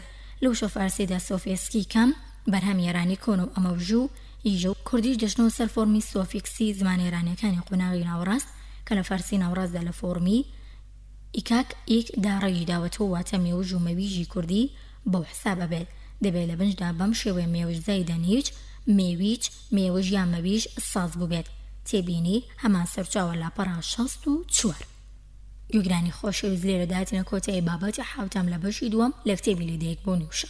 لایەنی پێکهاتن و چەمکی وشەی کەج لە کتێبی لەدایکبوونی وشە لە پەڕە 233 بەشێک لە وشانەی کە لە زمانە هەند ئەوڕۆپیەکاندا دەربڕی واتای ژوون بوون دەنگێکی سەرەتەی ڕێگا ئەلمۆرفەکانی ئەو زمانانە کە بناغی وشەیان ژنیان لەسەر بنیادنرابوو لە هەندێکیاندا گۆڕابوو با کاف ئەماڵ و گۆڕی دەنگاش دیاردەیەکی فۆنەتیکە و بەردەوام ڕووی داوە یەکێک لەوان کەنە ئامڕەگە کەواتەی ژنە لە زمانە ئێرانیەکاندا بە واتەیە بەکارهێنراوە و ئەم وشانە ژن زەن کەن بە ئەلۆمۆرفی یەکتریدا دەنرێن.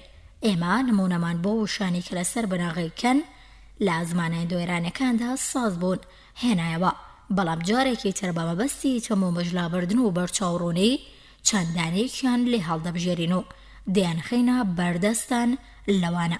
لە پڕە 234 کەنیای سانسکریتی کەنی ئاوێستایی کەنیک و کەنیچی پەهلەوی و کینەی تاڵیشی کەندی واخانی کینز و کینسکی فارسی و کونی و کەنیلە و کەناچە و کەنیشک و کەنیزەکی کوردی.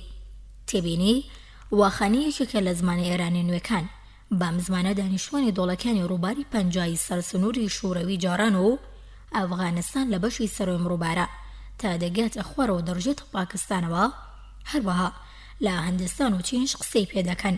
بڕوانە باغالینە تا نوێن زمانەکانی پامیر مۆسکۆ 1969 لە پەڕە 5 کەن لە سانسکریتیدا باژن و کچیش وەتراوە لە واخانیدا تا ئەمڕۆ دەربڕی چەمکی ژنە و لە ئاوێستەدا دەربڕی چەمکی کچی شوونە کردو بووە. لە پەهلەویدا باژن و کچی شوونە کردو وتراوە لە فارسیشدا جاران باژن وتراوە ئەو شاناش کە لە کەنساز بوون دەربڕی کچی شوونە کردو و کارەکەر و پەرستارە. بێگومان جاران لا کوردی جاروەگە و گروپەکانی خۆی وشەیکەن تیاندا بەواتەی ژن بەسەر بەخۆی بەکاراتوە. دواتر وەک نیشانماندان بووە بە بناغی بنیادنانی بچەندین وشە بەڵام ئەو خاڵە سەرنجڕاکێشەر و گرنگ و مێژوەی کا پێویستی پەنجەی بۆ ڕابکێشرێتەوەیە کە چارەنووسی ڕێگیکەن لە زمانی کوردیدا جیاواز بووە لە زۆربەی زمانە هاوگروپەکان و هەڵوسوکەوتی فەرەنگی کوردی و لە گەڕاگیکاندا باڕاستی تایبەتی و نێوخۆیدا ڕۆشتووە.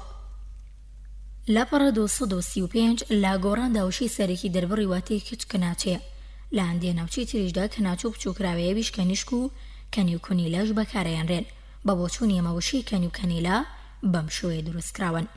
یەکەم کەن زایدەن یەک پاشگیری بچووکردنەوە کەنی دوای پەڕێنی کاف کەنی دوو کەن زایدەن هیلا پاشگیری بچووکردنەوە ناسک و نازداری کەنیلە تێبینی. دەربارەی سروشتی و گروپە پاشگرانەی کەواتەی بچووکردنەوە ناسک و نازداری دەدەن و بە وشانی سازیان دەکەن بڕوانە سازان زاهر سعید پێزی مۆرفی مەداڕێژەرەکانی بچووکردنەوە ناسکی لە سازکردنی وشەی نوێدا نامەی ماسەر زانکۆی سلێمانی 2009. کەنیلە لەم پەندەدا بەڵگەی گرنگی و جێوشێنێتی لە فەڕەنگدا چونکە هەموو وشەیەک باسانی بۆی نالوێت بچێتە چوارچەوەی پەندەوە و وەکو دەڵێ کەنیلێ لەگەڵ تۆمە واوەی لێ تۆ گوێت لێبێ. تێبینی خاڵ لە پەڕە 322.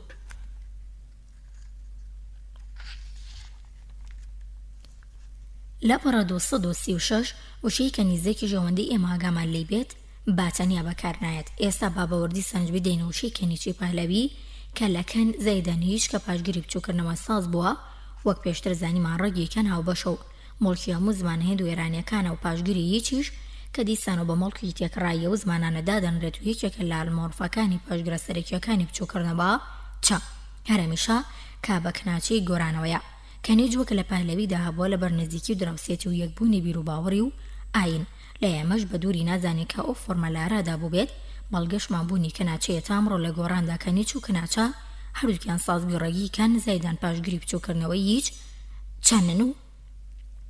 هیچ و چەن و واک نیشانماندان هیچ ئەلف مۆرفی چێ و هۆی کەسبوون و لە کارکەونی فۆرمی کەنیج لە زمانی کوردیدا وەگەنجامێک کە ئێمە پێی گەیشتون و بە باوەڕ و دڵنیایی تەواوەوە دەتوانین بیچەسپێنین ئەوەیە کە وشەی کەنیج بە تێپەڕبوونی کات و گۆڕانی پەیوەندی بە جۆرەکانی کۆمەڵی کوردی و پێویستی فەڕەنگی زمان و بەکارهێنانی زۆری بەربەرداشی ئیکۆنۆمی لە فۆنەتیکیدا کەوتووە. لە ئەنجامدا دەنگی نونی کەنیج پەڕیوە و ئاڵوگۆڕێک لە ڤاوڵەکاندا کراوە و وشەی کەچی سەر و کچی خوار و لێ لەدەیەک بووە. تێبینی دەروون عەبدوڕەحمان ساڵح ئیکۆنۆمی لە ئاستەکانی زمانی کوردی دانامی ماستەر زانکۆی سلێمانی 2010 تێبینی پێویستە ئاماژە بۆ بکەین کە لە زمانی کە لە زمانی ئیشکاشمیدا کە یەکێکە لە زمانێرانە نوێکان قسەکەرانی ئەم زمانە نزیکەی تەنیا 2000 کەس دەبن باشوویەکی سەرەکی دانیشتی ویلایەتی بەدەخشانی ئەفغانستانن. لەم زمانەدا بەژن دەوترێت کوچ بڕوانە پاغالینە تا ئەنۆ زمانەکانی پامیر مۆسکۆ 1969 لاپەڕە 1913 لە زمانی گەیلانی گوێلەکیشدا وشووە کچ و کیجیا بەواتەیە کچ بەکاردێت لە شێوەی زمانزەندەرانیشدا کیجا ئەویش بەهەمان واتە لە کاردایە. بڕوانە محەممەد عەلی سوڵتانی جوغرافیک تاریخی و تاریخ مفسەڵ کرمانشان باختران تەهران 1370 لاپەڕە 69 پێشترەوەمان نیشاندا کە دەنگێکی بۆ هەیە بگۆڕێ بەژوو بەم پێیە دەنگێکی وشەی کچ گۆڕاوە بۆ بەژوو وشەی کیژی ژاتۆتە دنیاوە. بەڕێ سوڵتانی هەر گۆڕانی کیژیش کوردیە بۆ بەقیس لە تورکیدا و بەواتەی کچ بەکاردێت. تێبینی محەممەد عەلی سوڵتانی سەرچۆی پێشوو لاپەڕە 69 ئێمە ژەوڕایە باپەسەند دەزانین و قیزی سەرۆش لا بەناڕەتدا هەر کیژە و گۆڕاوە بەو. تێبینی ئەمە لە لاپەڕە 237 بوو.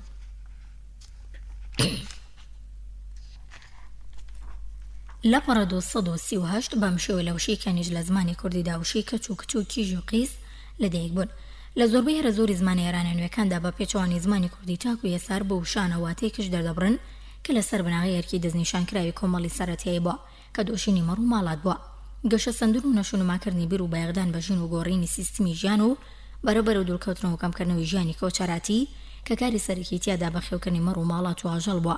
گرنگیدان بە دروستکردنی شوێنی حەوانە و ژیان و دەستکردن بە بەرهەمهێنانی دانەوێڵە و مەشتوماڵکردنی ڕەز و باخ و دروستکردنی چەندە ئامێری پێویست بۆ خۆپاراستن لە هەموو مەترسیەک و ڕێخستنی سەر لە نوێرکی ئەندامانی خێزان و کۆمەڵ و چەندین فاکتەری تر. ئەمانە بوون بەهۆی ئۆقرەگرتن و پێکەوەنانی شارستانێتی. لەم شارستانی نوێدا بیر و چەمکی تازاڵ قوڵاون و پێویستیان بادەربڕین بووە. لێرەدا ڕۆڵی زمان دەست پێ دەکات دەبیش بەوەی کە بە چەندەها وشەی نوێباو توانێ و بیر و چەمکە گەڵاڵەکراوانە لە مەشکدا بە وشەی جۆرا و جۆر دەرببڕێت و ببن باوێنەی گەشە سەندنی هەمەلایەنەکانی کۆمەڵ.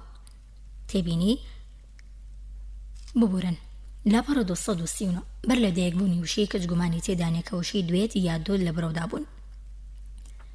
بەڵام لەگەڵ سەرهەڵدانی پەیوەندی کۆمەڵایەتی نوێکاندا و چاوپێکشاندنەوە بە دابەشکردنی کار و پێشی ئەندامانی خێزاندا هی کەچ وەک جارانی نەمایەوە بەڵکو گۆڕانی بەسەرداهات و بە بەراوردنی لەگەڵ جاراندا گەلێک سەختتر و گرانتر بوو لەگەڵەوەدا کە دۆشینی لە کۆڵ نەبووە و ئەرگی تریشی هاتەپاڵ هەر لە بەڕووبردننی شوکاری نۆماڵ و بگرا و کاریکردنی باوک و برای لاکۆشت و کاڵ و دروستکردنی خان و بەرەو زۆر ئیژەی تر کە خێزان پێویستی پێیەتی. خرای ئاستوی کچووەیش ڕۆژگار سەلماندوێتی کە بۆ پەڕی دڵسۆزانە ڕایپەڕاندون کوردی ژەوماندووبوونی زۆر بە چاکی هەڵسەنگاند و بە چای بەڕێزەوە سێری کردووە. ئەو تێڕوانی نوێی بۆ جنسیمەینی پلەی دوی خێزان و کۆمەڵ هاوکاری هۆکاری لە دایکبوونی ناو تازەکێتی کە کچ و برۆپێدانێتی و زاڵکردنێتی بەسەر وشەی دوێت و دۆدا و بەڵگەنیشانەیە بەهۆی سازکردنی ناونوێکی کە لەسەر بناغی چەمک و بیری ژین و ژیانە و بەمەش یەکسانکردنێتی بەژن و بە تەماشاکردنی کووردە بۆ جێ و شوێنی پیرۆزی هەردووکیان لا بەڕێکردنی ژیاندا. وەزێنان و دوورکەوتنەوە لە ناوبردنی جنسی کەش لەسەر بناغی دۆشین و گۆڕینی بە چەمک و بیری ژیان و ژین نیشانی گەشە سەندنی عەقڵ و هۆشی کووردە و ڕێزێنانێتی لە ئەندامانی کۆمەڵ. ئەمەش هەنگاوێکی پێشکەوتوی فەڕەنگی زمانی کوردیە کە لە بنیادنانی وشەکانی و لە دەیکبوونیاندا ناوێتی.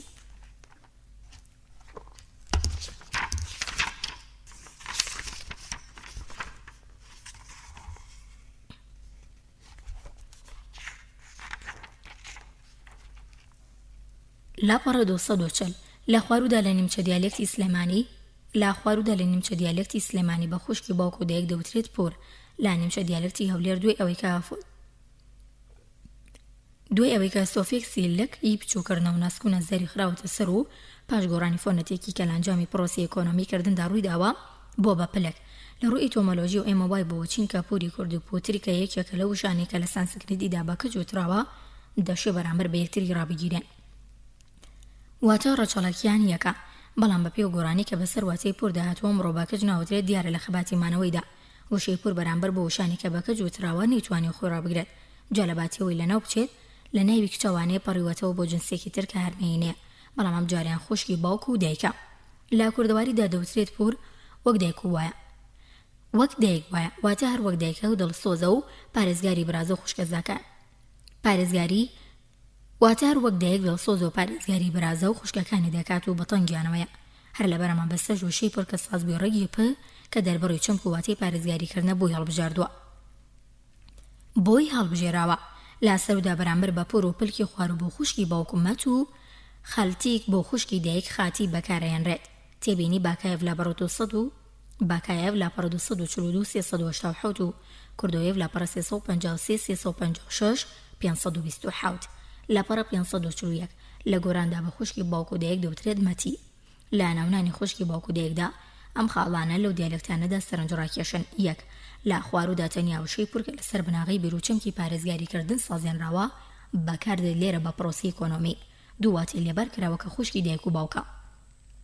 2. وشەی مەتیژ لە گۆراندا بەر پرۆسی ئیکۆنۆمیکردن کەوتۆ لێ ڕژناوە بۆ خوشکی باوک و دایک. 3.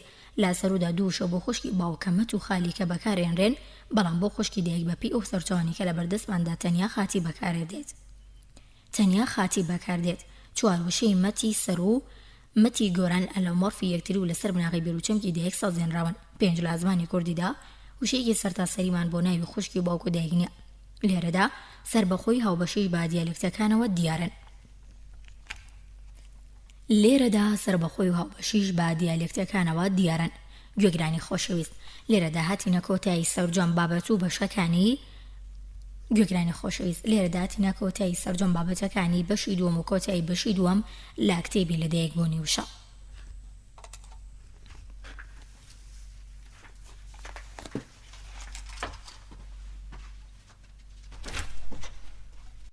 بەشی سێم لە کتێبی لە دایک بوونی وشە لەپڕە 242 ڕەچەڵێکی ناوی ئەندامانی خێزان. بابەتی یەکەم لە بەشی سێم باوک لەپڕە 243 فۆرمێکی دیالکتی خواروە لە باوزەئیدەن کاف پاشگیری بچووکردنەوە ساز بوو، ئەموشانەشی لێ دروست کراوە. باوک و دایک زڕباوک، باوکێتی باوکایەتی.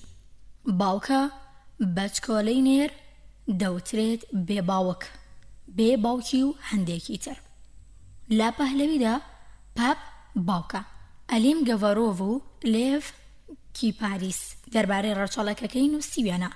وشەی پاپەکان کە خراوەتە پاڵ ئەردەشێری دامەزرێنەری دەوڵەتی ساسانی لەبەرەوە نەبووە کە ناوی باوکی بووبێت، بەڵکو پایەک بچووکراوەی پاپە کە لە پەهلەویدا باوکە.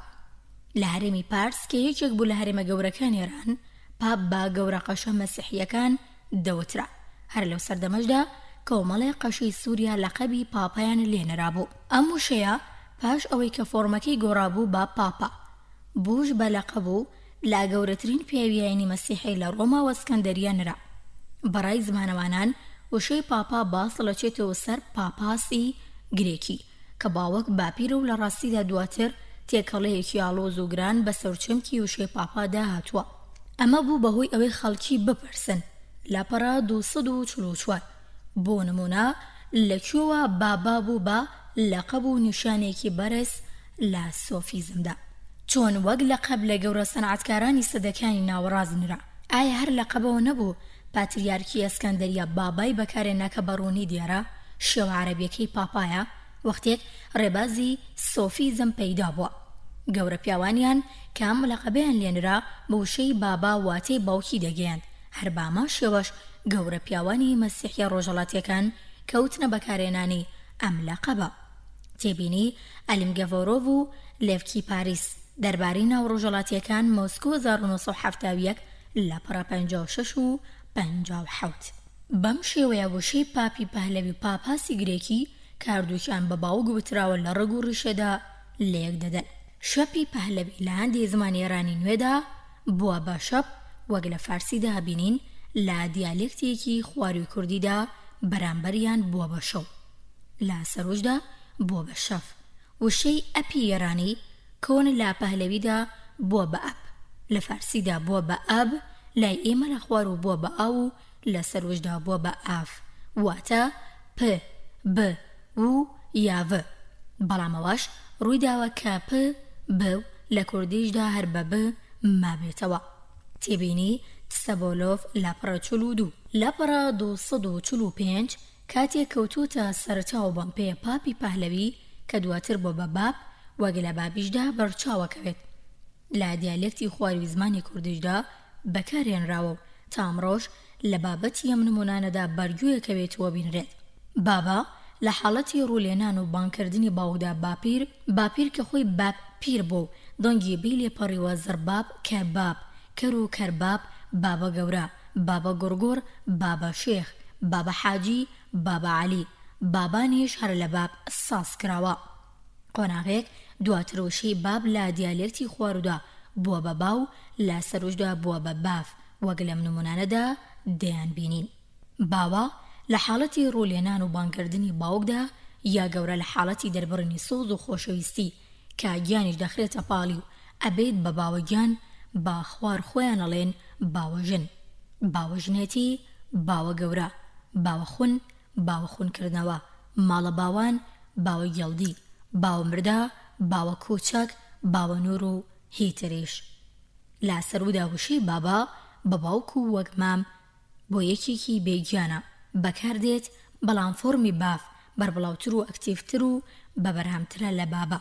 بۆ نمونە باوێ باویر بافپیر بافباپیر باڤژن. تێبینی باکایف چ لە پەڕاسی و حەوت. لە گۆراندا وشەی تاتا بەرامبەر بە باوکی خواروە باباش یا باپیرە. تێبینی کردۆیۆف کاف لاپەڕە 64 لاپەڕە 246 بەم جۆرەوەشەی باوکی خوارو لە باوزای دەنکاف ساز بووە پاشگیری کاف کاتی خۆی کە خراوتە سەر وشەی باو بۆ دەربڕینی هەستی خۆشەویستی و ناسکی بووە. بەڵام با تێپەڕبوونی کادەم پاشگرە بۆ بە بەشێک لەو شە ساز بووەکە لێی جودا ناکرێتەوە. بۆ نمونە مرۆڤ لە خوارودا ئێستا ناتوانێت بڵێت دایک و باوکم یا باود لە ماڵە بوون بە بەشێک لەو شەو جودا ناکرێتەوە لێی. یەکێکە لە تایبەتیە مۆرفۆلۆژیەکانی پاشگیری دریڤەیشنی و شە سازکەر کە با تێپەڕبوونی زەمان تێکەڵ بۆ ڕێگە دەبێت و کە بناغە بۆ وای لێدێت کە نەتوانرێت ڕێگ و پاشگرەکە لە یەکتری جودا بکرێتەوە. تەنیا ڕێگایەک بۆ درکردن بەو شتانی کە لە پاشگر ساز کراون پەنابردنە بەرزانستی ئێتۆمۆلۆژیە. ئەمیش لە بەرکەمی دەکۆمێنت و هەندێک جار هەر نەبوونیشی ناتوانێت بەهانەیە ئەسڵ و ڕەچەڵەکی هەموو شەیەکەوە بێت. بە گوێرەی و سەرچاوانی کە لە بەردەستماندان بەگشتی لە زمانان ئەوروپیەکاندا باوەک لەسەر بناغی سێ و چەمکۆبیر سازێنراوە کە بەم نەخشانە دەیان خەینە بەرچاو. یەکەم ڕاک پێتەر زمان و نمونە و تێبینێ. لە زمانی ئێرانی کۆن پیتا، سانسکریتی پیتار پیتر، ئاوێستا پیتار، فارسی کۆن پیتا، گرێکی پاتا، لاتینی پاتا، پەهلەوی پیدەر پیتەر پیت پید، گۆتی فادا، ئەڵمانی کۆن فاتا، ئینگلیزی کۆن فادەر. لەم زمانانەدا دەنگی پێی ڕەگە هەند ئەوروپاییەکە گۆڕاوە بووە بە F. ئەمە لە لاپەڕە 247 بوو. لاپەڕە 248 زمانی سویدی فادا ئەمەش دیاردەیەکی فۆنەتیکی یاساییە. بەلوچی پیس پیت، پوشتو پڵا پیا. وشەی باباش زیاتر بۆ باپیر و بۆ ڕێزگرتن لە پیر بەکاردێت. گەیلانی و مازەندەرانی پێر، تالیشی پ، فارسی پدر. لە فارسیدا وشەی بابا کە فۆرمی باب و بابوشی هەیە دوواتە دەگەێنن. یەکێکیان باوک ئەوەی تریان باپیرە. لاپەڕە 249 تێبینی دزۆریان کۆف ئەنو زمانی پوشت و مۆسکۆ 1960 لاپەڕە 24 ڤرۆلۆڤا لاپەڕە 65 و ڕاستەرگوێڤا لاپەڕە 50 پیریکۆ لە لاپەڕە 296 و ئارانسکی زمانە ئێرانیەکان لەبەر ڕۆشنایی مێژوویدا لاپەڕە 183 و معین لاپەڕە 165 واریان پورکاشانی لاپەڕە 158. دووەم ڕاک پاپا زمان نمونە. لە زمانی گرێکیدا پاپاس، پەهلەوی پاپ، ڕۆسی پاپا. تێبینی ئەلیمگەڤۆرۆڤ و لێڤکی پارس لاپەڕە 56 بۆ 57 و شانسکی ئیڤانۆڤ و شانسکیە 318. زمانی تاجیکی بۆبۆ بەمام و باپیر دەوترێت تێبینی کەلەنتارۆڤ لاپەڕە 75. لاپەڕە 250 ئۆردوو باب لێرە پێ گۆڕاوە بۆ باب ب تێبینی دیمشیتس لاپڕەسی ئەفغانی باب واتە باوک بۆ ڕێزگرتنی پیر بابوو بابکو بۆ ڕێزگرتنی کۆر لە باوک تێبینی زودین لاپەڕە 53. یەکێک لە زمانە دراوسەکانی کوردی کە هاو گروپی خۆی نیە تورکیا لە مۆلۆ گروپی زمانە تورکیەکاندا بەگشتی و شێ بابا و ئاتا بەرامبەر باوکی کوردی بەکارهێنرێت کە لەوە دەچێت لا گروپی زمانە ئیندۆڕۆپایەکانەوە چوبنەوە گروپەوە واتە بابا و ئاتەی تورکی باسڵی خۆیان نین. ئەماش ڕووداوێکی فەرهەنگ یاساییە کە زمان لە زمانی ترەوە وشەی تێبڕژێت تێبینی ماگازینیک و میغایلۆف لاپەڕە 191. لاپەڕە 251 سێەمڕک ئۆت ئات زمان نمونە تێبینی زمانی لاتینی ئاتا حیسی ئاتا ئێرلەندی کۆن ئاثەر ئاثر گالی ئاذەر ئەلبانی ئات ڕۆسی ئاتتس لە ڕۆسی داوشەی ئاتیتس لە ئاکتس زایدان ئۆت پێگاتۆ ئەم وشە ڕۆسیە لە زمانە سڵاڤیەکانی تریشدا بەکاردێت واتە گشتی تێبینی شانسکی ئیڤانۆڤ شانسکیە لاپەڕە 318 و ئاریان پورکاشانی لاپەڕە 158. لاپەڕە 252 لایەنی پێگاتن و چەمکی وشەی باوک لە ڕوو پێگاتنەوە پێشتر نیشانماندا کە باوک لە باو زەیدان کە 7 ساز بۆ دەرخستنی لایەنی بیر و چەمکەکەی بە پەسەندی دەزانین کە سەرنج بدێنە ڕێی زمانەوانان کاتێ لە ڕەچەڵێکی وشەی پاپەی ڕۆسی دواون شانسکی ئیڤانۆڤ شانسکیە نووسیویانە کە پاپای ڕۆسی وشەیەکی گشتی زمانە سڵاڤیەکانە لە ئەنجامی دووبارەکردنەوەی بڕگی پای سەر زمانی مناڵ ساز بووە. دووبارەکردنەوەی بڕگیەک دوو جارێکێکە لەو ڕێگەیانی کە لە زمانە هەند ئەوروپایەکاندا وشەی پێساز دەبێت. ئێمەش لە کوردیدا لەو بابەتانە نمونەمان زۆرە وەک بەبا مەما مامان دادا لەلا بڕبڕا تاتا تاقتاقکەر کوکوختی پەپولا خاڵخاڵۆکە مارمارۆکە حەتحەتۆکە فرفڕۆکە خەتخەتێن پەلپەلکردن شەقشەقە وردورد خەرخەر دوودوو سێسێ و هەندێکی تر کە بەپێی و ڕێگایە پێگەنراون هەر بەم چەشنەژوشەی بابەی کوردیش هەروەک پاپەی ڕۆسی دیسانەوە لە ئەنجامی دووبارەکردنەوەی بەرگەی با دروست بووە. لاپەڕە 253 تاکو ئەمڕۆ لە کوردیدا بیر و چەمکی باوک لەسەر بناغی سێ ڕێک گێنراوە کامانن. یەکەم ڕێگی پار هیندۆڕوپایی کەواتاکەی پارێزگاریکردنەوە وشەی قەتیسماوی پیارە کە لە باوە پیارەدا خۆی پاراستووە سازبووی ڕێگی پێیە. ئێمە وای بۆچین کە پیاری کوردی ژار وەک پیاری زمانی پشتوو کە بە باوک دەوترێت و هەردووکیان لە یەک سەرچاوەوە هاتبن زمانێکیش بووە کە ئاسایی بام و باوکێک وتراوە بەڵام دوای ئەوەی کە گۆڕان بەسەر فەڕەنگی زمانی کوردی داهاتووە وشەی پیاوی تیادا لە دەیەک بووە کە سازبووی ڕێگی پەیە لەگەڵ خۆیدا وشەی پیاری پوکاندۆتەوە. دووەم ڕێگی پاپ هیندۆڕوپایی کە باو بافی کوردی لێبووەتەوە و دوای بەکارنارخستنی پیار سنووری بەکارهێنانی زۆر لە جاران فراوانتر بووە. ئێمە بە دووریشی نازانین کە لە پێش پیاریشەوە بەکارهات بێت چونکە سازبووی دووبارەکردنەوەی بڕگی سەرزاری مناڵی ساوایە و ئەم جۆرە وشانەش بە وشە بەتەمەنەکانی زمان دادەنرێت. جاچۆن پاپەز لە پاڵ پاتەر لە گرێکیدا و پاپە و پیتر لە پەهلەوی هاوزەمان بە پێی جۆشوێنی تایبەتی با جووتە لە کاردابوون لە کوردیشدا هەر بۆ چەشنا پیار و باو یا باو لە تەگیەکدا ئیشیان پێکراوە. لاپەڕە 254 سێم ڕێگی ئاتی هیندۆڕوپایش لە زمانی کوردیشدا چەمک و بیری باوکی پێگەێنراوە و بە بۆچوون ئێمە تاتەیە تاتووی گۆران سازبووی و ڕێگەیە بەم جۆرە لە کوردیدا لەسەر بناغی پاپ ئاتی واتە باوە گەێنراوە بەڵام سەرەکی ترین ڕێگیان کە لە سنوورێکی فراوان و پان و بەریندا بەکار بێت پاپە کە باوباوی لێداکەوتەوە بۆ دەربڕینی هەست و سۆز و خۆشەویستیش پاشگری کافی بچووکردنەوەی خراوەتە سەر کە لەبەر خوا سوارەزوی مرۆڤی کورد بە نیشاندانی ڕێز و دانان بارکی پیرۆزی باوک لا بەخێوکردنی مناڵ و ڕاگررتنی شیرازی خێزاندا ئەو پاشگرێکە دەربڕی ئەو هەستەناسکەیە نەیهێشتووە لە باو ببێتەوە بەڵکو بەردەوام پێکەوە بەکاری هێناون و تاوای لێ هاتووە ئەمڕۆ لە خوار و داوەشی باوک بەداڕێژراوی بۆ بەناویان دامی پلەیەکی نێرینەی خێزان و لا خەباتی مانەوەیدا بۆڕی با پیارداوە و تاتە و تاتۆشی لە سنوورێکی دیاریکراودا هێشتۆتەوە. گوێگرانی خۆشەویست لێرەدا چینە کۆتایی بابەتی یەکەم لە بەشی سێم لا کتێبی لەدایکبوونی وشە. بابەتی دووەم لە بەشی سێم لا کتێبی لەدایکبوونی وشە لاپەڕە 255. دایک ناوی یەکەم جنسی مێنەی خێزانە وشەیەکی ئەکتیڤی فەرهەنگی بنەڕەتی زمانە. وشەی دایک فۆرمێکی دیالێکتی خوار و لە بنجدا لادا زایدەن یەک پاشگیری بچووکردنەوە پێگهاتووە. وەک سروشتێم و سۆفیکسیەکی وشەدا ڕێژەر بۆی هەیە بە تێپەڕبوونی کادوایی لێبێت لەگەڵ و ڕێگەی وشەکەی لێ ساز دەکات ببێت بە بەشێک لێی و گیانەبێتەوە. وشەی دایک یەکێکە لە وشانێکە لە خوار و بەو واتایە ناکرێت یەکی لێجا بکرێتەوە. ئەمانە ژەندێکن لە وشانی لێ ساز بوون.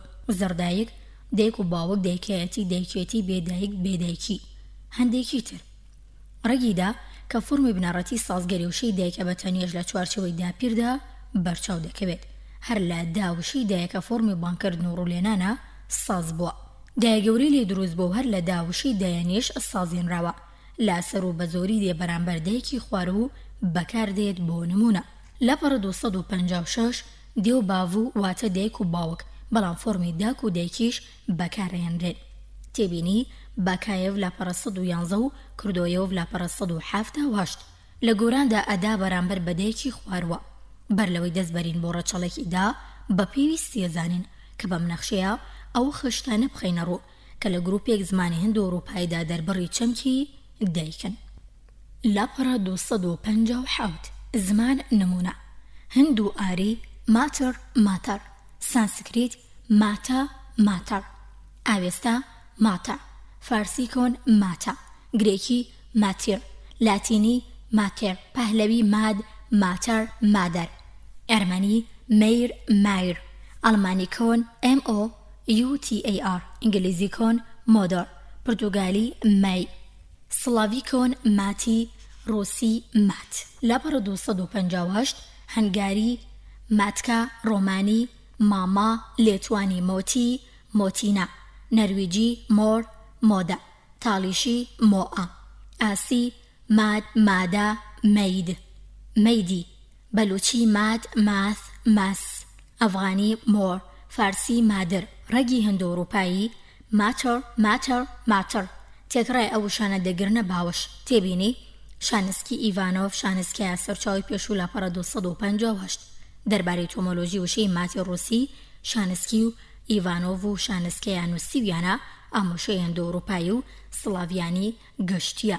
لاپەڕە 259 بەراورد دەکرێت لەگەڵ ماتە سانسکرێتی و میرچەری گرێکی و ماتەری لاتینی و مەیری ئەرمانی و مۆتینای لێتوانی و ماوتێری ئەڵمانی کۆن و مۆتەری ئەڵمانی کە بەدەیەک دەوترێت ڕێت تێدەچێت و لەوانی وشەی مات لە فۆرمی مامەی گرۆگاڵی مناڵەوە داکەوتوێت. تێبینی شانسکی ئیڤانۆڤ شانسکیە لاپەڕە 258 و گێرتسنبەرگ لاپەڕە 205 و معین لاپەڕە 945 و ئەریان پورکاشانی لاپەڕە 456 بۆ 457.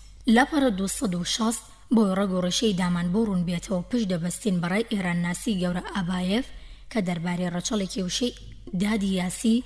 زمانی یاسی یەکێکە لە هێزان زمانی یاسی یەکێکە لە خێزانی زمانی ئێرانە نوێیەکان کەواتەی مەژین مەمەگمەژین دۆشین دەگەێنێت. ئابایەف دەڵێت ئەمەشە ئۆسیتیا واتە دات بە ڕەچەڵێک دەچێتەوە سەرڕێگی هەند و ئەوروپای کۆن کەواتەی مەژین مەمەگمەژین شیردان دۆشینی گەیاندووە. لە زمانە هەند و ئەوروپایەکاندا ئەو ڕێگاکان فۆرمەی هەبووە هەیەتی. لە زمانە هەند و ئەوروپایەکاندا ئەو ڕێگام فۆرمانی هەبوو هەیەتی. پەهلەوی داک واتە دایان، فارسی دایە واتە دایان، کوردی دا واتە دایک واتە دایان، یەخنوبی دی واتە مەژین، هەندی کۆن دهای دهایاتی واتە مەژین، سڵاڤیانی کۆن دۆئیتی واتە دۆشین، ڕووسی دۆیت دۆشین. ئابایەف وشەی دێڤا ڕووسیش کەواتەی کچە دەباتەوە سەر هەمان ڕەک. تێبینی ئابایەف VE فەرهەنگی تۆمۆلۆژی زمانی یاسی بەڕی یەکەم مۆسکۆ لێنینگراد 1975 لاپەڕە 351. وەک بینیمان ئەو شانی سەر و واتەی مەژین و دۆشین کۆیانەکەنەوە. لەم پاندا پێشینانی کوردیدا داد ببینە و دۆدە بەخوازە وشەی دادە و دۆدە سازوی ڕێگی دان. لاپەڕە 261 بەم شێوەیە موشانەدا لە داپیردا دایەندایەت دایک دادە دۆدا دوێت یا دەوێت هەندێکی تر لا بنجدا واتەی مژین و شێردان و دۆشینیان گەیاندووە. وازێنان لە زمانی کوردیدا لە وشەی دایکە کاتی خۆی لە ڕێگا هەندە ئەوروپایە کۆنەکان ماتەڕ و ماتەر ماتیر ساز بۆ هێنانەکایی وشەیەکی نوێ بۆ هەمان واتەوە مەبەست تایبەتێتی و سەربەخۆی عەقڵ و بیرکردنەوەی کورد دەردەخاتەوە و ڕاستی ئەسەلمێنێت کام و میلەتێک وەختێک لە مێژوودا گۆڕان بەسەر پەیوەندی کۆمەڵایەتیەکان داهاتوە ڕاستە و ڕاست ئەو گۆڕانانە خۆیان لە فەڕەنگی زمانەکەدا بینیوەتەوە و هەر بەوەی فەڕەنگیشەوە لەناو کۆمەڵدا چەسپاون کەواتە سازبوونی وشەی دایک و هەموو وشەیەکی نوێ بەسراوەتەوە بە زۆر هۆکاری کۆمەڵایەتی و سایکۆلۆژی و ڕادی بیرکردنەوەی خەڵکەوە جێگای خۆیەتی کە لێرەدا ئاماژە بۆ خاڵە بکرێت کە بە گشتی لە زمانی کوردیدا با پێچەوانی هەموو زمانێرانە نوێکانی تر ئەم گۆڕانە لە دەستبەرداری لە ڕێگەی هەندە ئەوروپای کۆن بۆ گەیاندنی چەمک و بیری دایک و بنیادنانی لەسەر بناغی بیر و چەمکی دۆشین و مەژین پەیوەندی بەوەوە هەیە کە کوردە و ساتە سەرنجڕاکێشەرەی گرتوتە بەرچەو کە بێچوو جاهی هەریان لەبەرێک بێت کاتێک خۆی و دایکی لە کاتی شێرداندا غەرقی خۆشەویستی یەکترە بن دیمەنی ئەم سۆزە بنیادنەری وشەی دایکە گوێگرانی خۆشەویست لێرەداتینە کۆتایی بابەتی دووەم لە بەشی سێم لا کتێبی لە دایکبوونی وشە بابەتی سێم لە بەشی سێم لا کتێبی لە دایکبوونی وشە لاپەڕە 262 ناوە بۆ ئەندامی پەلەدووی نێرینەی خێزانێکێکە لە وشە ئاکتیڤ و باتەمەنەکانی زمان کە بەخۆی و ئەو وشانیلی سازمونجێگایەکی تایبەتیان لە فەڕەنگی زمانی کوردی داگرتووە بۆ نمونە براژن برا زاوە برا باش برا گەورە برا بچووک برازا برازازا برایی برایەتی براکوژی برلا ژنبرا شوبرا زەڕبرا تەقەبرا و هەروەها هەندێکی تر برای شیری برای تەنگانە برای باوک برای مەسلحەت وشەی برا لەم فرێزە چەسپاوانەدا حسابی وشەیەکی بۆکرێت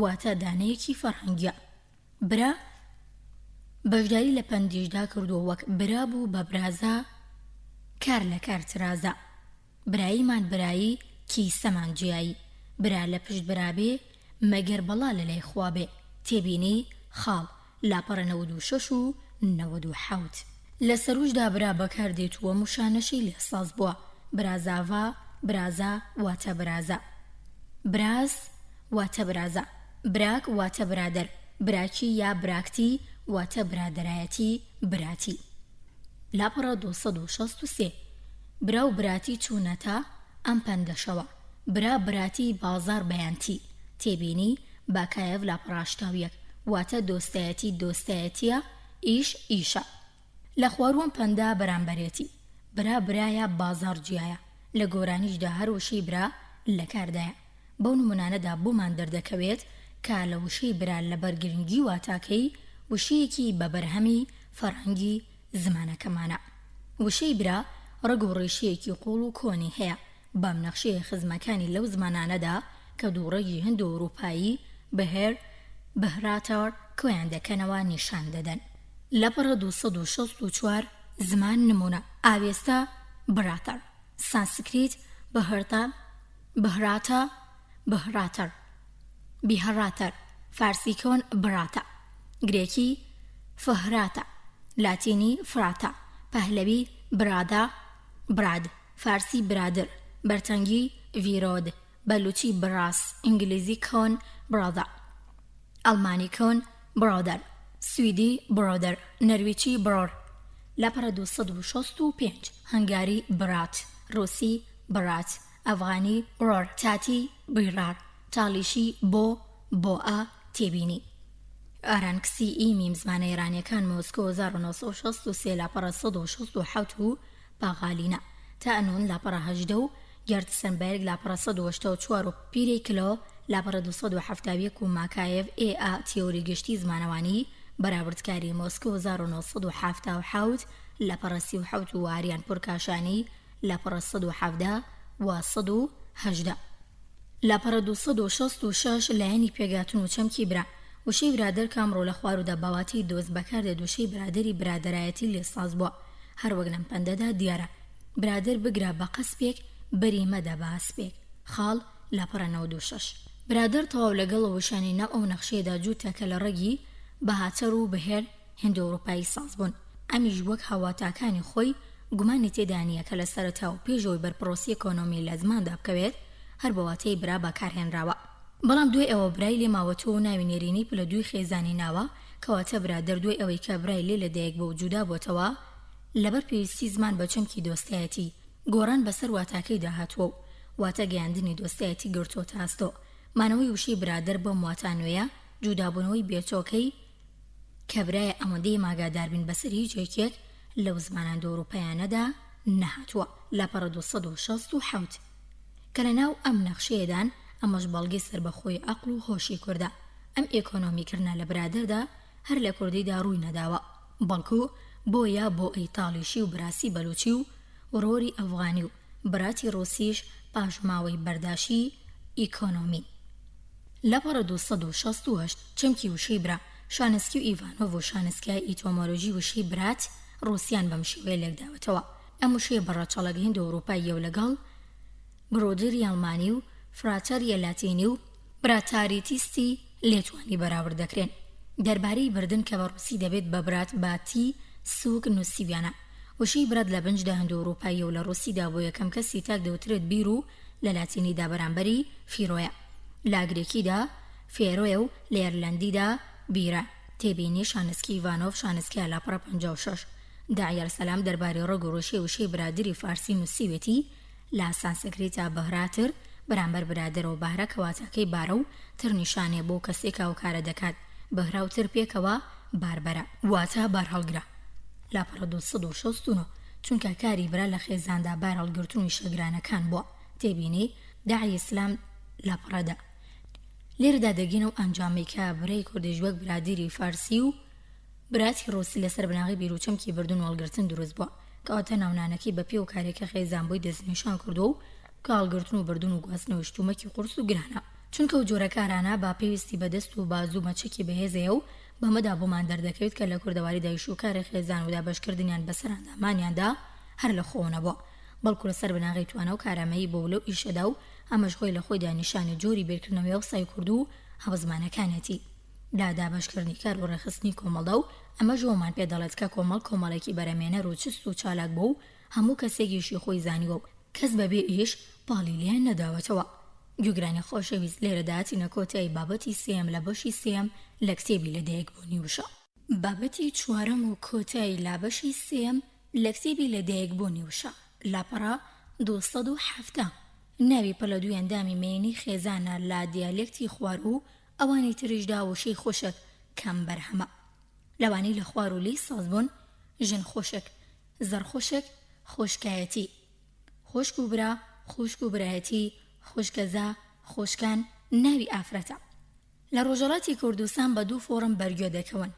خۆیشک و خۆشک ئەمانەشی لێ ساز بووە خویشکەزا خۆشکەس تێبینی ئیبراهیمپور لاپەڕە 266 لە سەرودا ئەموشانە بۆ خوشک بەکارهێنراون خۆه خۆهک خۆشک لە خوشک خۆشکتی خوشکاتی کرنیش سازکراون تێبینی باکایف لاپەڕە 398 لە گۆراندا با خوشک دەوترێت واڵێ وەرەزا خوشکەزایە کۆر وارەزێ کچە لاپەڕە 271 ئێستاش بۆی کە پێی بەڕەچەڵێکی وشی خۆشێک بەرین بە پەسەند دێزانین بڕوانینەوەشیانی لە گروپێک زمانی هند و ئەوروپای کۆنە نوێدا دەربڕی چەمکی خۆشکن چونکە ڕێخۆشکەر دەبن بۆ یەکلاییکردنەوەی بنج و بناوانی وشەی خوشکی کوردی زمان و نمونە لە زمانی سانسکریتیدا XVASAR لە زمانی ئاوێستاییدا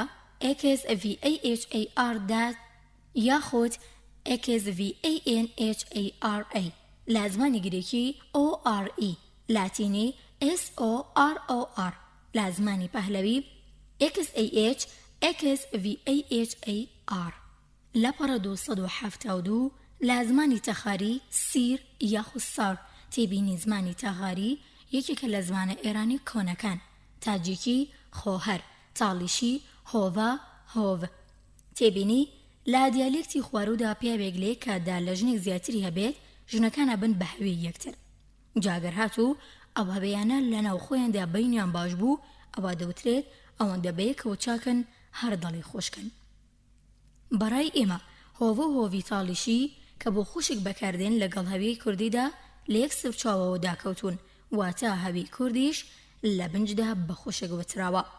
لە زمانی سڵافی کۆن سیسترا، لە زمانی ئەڵمانی کۆن سویتەر، لاپەڕە 273 ئینگلیزی کۆن SWEOSTOR، لە زمانی ئیتاڵی سۆریلا، ڕۆمانی سۆرا، فارسی خواهر، خواهرک، تێبینی خواهرک لە خواهر زەئیدەن کاف پێک هاتووە، ئەفغانی خۆر، ئاسی خۆ خۆری. تێبینی شانسکی ئیڤانۆڤ شانسکەیە لاپەڕە 408 و بارۆ لاپەڕە 134 و موبەت فیروز ئازرگش سەب لاپەڕە 50 و پۆرکاشانی لاپەڕە 250. ئیتۆمۆلۆژی وشەی سوسترای ڕۆسی کە خوشکە بەم شێوەی لێکدراوەتەوە. تایبەتێتی و سروشتی سڵاڤیانی گشتی و هند و ئەوروپایی هەیە. فۆنیمی تی لە بنجدا تیانە بووە چۆتە ناوی لاپەڕە 274.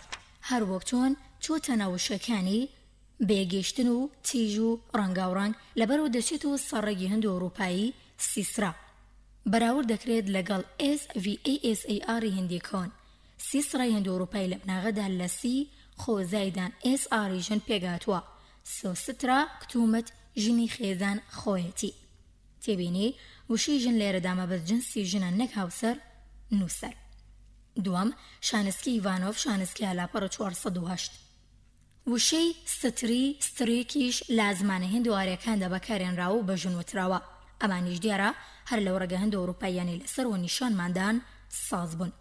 تێبینی گەرتسنبەرگ لاپەڕە 220. لە زمانی هندیشدا کامڕۆ گرنگترین و گەشە سندوترین زمانی ئەدەبی هندستانی ئەمڕۆیە بە ژن وترێت ستری. تێبینی کاتێنینا لاپەڕە 17. لە فەڕەنگی دیالێکتی سەروی زمانی کوردیشدا وشەی ستران بەرچاو دەکەوێت. ئەم وشەیە لای باکایەڤ و کردۆیۆڤ بەو جۆرە واتاگەی لێک دراوەتەوە کە بەو شێوەی خوارەوە ئێمە نیشانی دەدەین.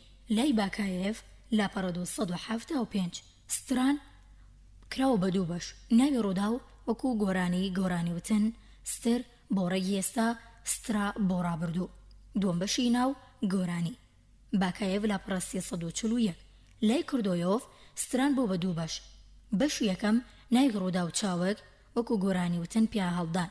سترێ ڕێک بۆ ئێستا مەدح و سەناکردن. تێبینی باکایەڤ لاپەڕە 341. بەشی دووەمی ستران ناو گۆرانی و پیادا هەڵدان.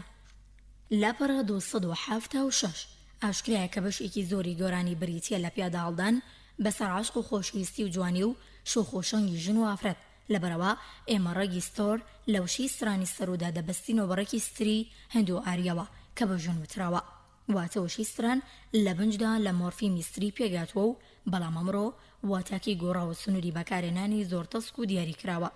لە باتیەوەی وەک جاران بۆ ژن بەکاربێت تەنیا بە گۆرانی و گۆرانی وتن دەوترێت بە دووڕیشی نازانین کە وشەی سێتی دیالێکتی گۆران کە بە خوشکی مێردە وترێت و بەرامبەر بە دشی خواروە هەر لەو ڕێگا هند و ئاریەوە داکەوت بێت. لاپەڕە 277 لایەنی پێکهاتن و چەمکی خۆشک. وەک زانیمان ئیتۆمۆلۆژی سەوسترای ڕووسی برایەوە سەڕەگی سیسرای هند و ئەوروپایی. ئەویش لە لێکدانی دوو وشەی یا دوو مۆرفیم SR واتە ژنیان SE خۆیش ساز بووە. ڕێگی SE لا گروپێک زمانی هند و ئەوروپای کۆن و نوێدا ئەو فەرمانەی لێکەوتوتەوە کە لەم نەخشەیەدا دامان ناون. لاپەڕە 278 زمان نمونە سانسکریتی SVA ئاوێستا هاوا یاخود غواتۆ یاخود HUVA. فارسی کۆن غوات غوافی غاوی. گرێکی EEE HOS لاتینی AZUI AZUS SE. پهلوی XWAT XWAD XVESTAN. گۆتی SIK SWES SILBA. ئینگلیزی کۆن SYLF SELOF SELF. ئینگلیزی کۆن سێلف. ئەڵمانی سێلبست سیچ. سویدی SJALV. هۆڵندی زێڵف. لاپەڕە 279. ڕووسی سام سڤۆی. فارسی خۆت خۆیش خۆیشتن. تێبینی ئیبرامیان ڕە لاپەڕە 325. ڕاستە گوێڤارف ڤاسین زمانی فارسی ناوڕاست 1966 لاپەڕە 68 بۆ 71 و معین سات 475 جواریان پورکاشانی لاپەڕە 352. ئاریان پورکاشانی لاپەڕە 252 بەو نەخشەیەدا ڕوونە کە بەشی زۆری وشەکانی بەدەنگی س دەست پێەکەن و بەشێکیش بە ئێکس و زۆر بەکەمیش بەدەنگی تر. وشەکانی گروپی زمانێرانیەکان زۆربەیان بەغ واتەیەکس دەست پێ دەکەن و خۆیشی کوردی نمونەیەکە لەوان و کۆمپانێنتی یەکەم پێک دێن و بەرامبەری بە ئێسی هەند و ئەوروپایی ڕادەگیرێن. گۆڕینی دەنگی س بۆ غ گۆڕانێکی فۆنەتیکە و هەرچەندە بۆ نیشاندانی و گۆڕانە نمونی زۆرمان لەبەردەستانیا، بەڵام دەشێ پەنابەری نەبەرد و وشی فارسی و لێرەدا بە نمونە بیانهێنینەوە کە بریتین لە نشاستن، نەشاختن واتە دانیشتن. تێبینی دێغدا جیمنۆ لاپەڕە 13175. کۆمپانێنتی دووەم کە بە SR واتەکەژنە لە سانسکریتیدا فۆرمەکەی SAR و بەڵام لە ئاوێستا و پاهلێویدا گۆڕاوە بە HAR. لاپەڕە 280 لە ناو زمانە هەند و ئەوروپایەکاندا و بە تێبێتی لە گروپی هندوێرانیدا گۆڕینی دەنگی S بۆ H، س بۆ ه دیاردەیەکی فۆنەتیکی ئاساییە و بۆ نمونە ئاسواری سانسکریتی بەرامبار لە ئاوێستا و فارسی کۆندا ئاهورایە. لۆپەسەی هندی کۆن واتە ڕێوی بەرامبەری لە پاهلەویدا ڕۆپاسە و لە ئەتاڵیشدا ڕیڤۆسە. لە فارسیدا ڕووبا و لە کوردیشدا بەڕێمە لە بنجدا ڕێوی هەبووە، بەڵام دوای ئۆکۆنۆمی کردن و پەڕینی دەنگی ه بۆ بەڕێوی. تێبینی میلەر باڤ زمانی تاڵشی مۆسکۆ 1953 لاپەڕە 227 دەسەی ئاوێستا و فارسی کۆن کە ناوی ژمارە دێ، ئەمیش لە کوردیدا لە سەرەتادا دەه بووە، پاشان گۆڕاوە بەدا. ئاگاسی پاهلەوی لە فارسیدا ئاگاه بووە، لە کوردیدا دوێ پەڕینی ه بووە بە ئاگا. تێبینی ئارانسکی ئیمیم زمانێرانیەکان 1963 لاپەڕە 24 لە زمانێکی ئێرانی نوێدا کە فارسیە جوتە. وشەی یەکواتەیشمان بەرچاوەکەوێت کە لە ئەنجامی گۆڕینی دەنگی سێ بۆ ه یا ه بۆ س بە دوو فۆرمی جیاوازدا تونەتەکایەوە، بۆ نمونە پوهر پەسەر، ڕاس ڕاه، سووم هۆم. لاپەڕە 281 ماس ماه، ماسی ماهی، نگاس نگاه، ئاماس ئاما ئاوسان، ئاسوندار ئاهەندار. تێبینی دێغدا جیمنۆ لاپەڕە 13176.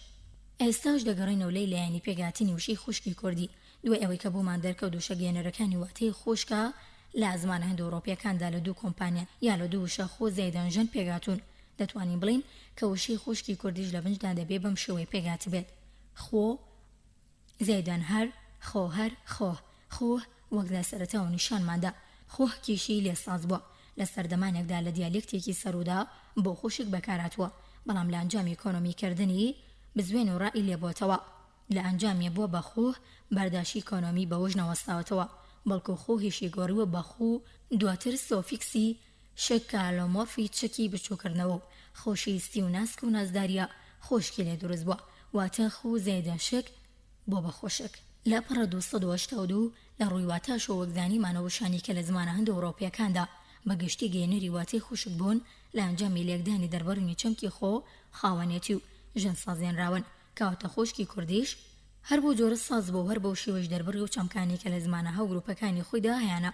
بە جۆرێکی تر دەتوانین بڵین کە میلەتی کورد لە ناوی خوشکدا خۆی بەستێتەوە بۆ گروپە زمانانەوە و لە بیر و هۆش و عەقلیدا چەمکێکی تر سەریان نەداوە تا بۆ شەیەکی نوێتر ناوی خوشکی پێ بنێت. ئەماش بەڵگە و نیشانی خەباتی مانەوەیەتی ڕێگانەدانە بە وشەی تر بتوانێت با تەواوەتی جێ پێلاق بکەن یا تەنگی پێڵ بچنن و بە تەواوەتی شوێنی بگرنەوە. لە فەڕەنگی کوردیدا وشەیەکمانەیە باسڵ تورکیە، ئەویش باجیە. لە زمانی تورکیدا بۆ خوشک باجی یا قیس قاردێش و بۆ خوشکی گەورەش ئابلە بەکاردێت. تێبینی مەگازینیک و میغایلۆڤ لاپەڕە 266. وشەی قیس قاردێش نەچۆتە فەڕەنگی زمانی کوردیەوە، بەڵام باجی شوێنی خۆی کردوێتەوە و لە چەند سنوورێکی تایبەتی و دیاریکراودا و بۆم حاڵەتانە بەکاردێت. یەکەم بۆ خوشکی گەورە وەک ڕێزلێنانێک بووی، دوو دیسانەوە بۆ ڕێزلێنان دەخرێنە پێشناوی ئافرەت وەک باجی فاتم، باجی ئامین، باجی خەجێ و باجی سەبری و هەندێکی تر. سێم ئێستا لە دام و دەستگا دەوڵەتیەکاندا بۆ بەباو لە باتی فەڕاشی عەرەبی بەکاردێت، بۆ نمونە دەوترێت باجیەکانی قوتابخانە، باجیەکانی زانکۆ، باجی دایرەکان و هەندێکی تر. لاپەڕە 283 بەم جۆرە وشەی خوشک وشەیەکی ڕستنی کوردی و لەسەر بناغی لێکدانی دوو چەمکێن ئەوروپایی لەدایک بووە. گوێگرانی خۆشەویست، لێرە داهاتینە کۆتایی بەشی سێم و کۆتایی کتێبی لەدایکبوونی وشە بە هیوای سوودێکی باش بۆ سەرجەم گوێگران و خوێنەرانی کتێبخانەی شنەوای دەنگی، بە هیوای سەرکەوتن و سوودێکی باش بۆ هەموو لایەک.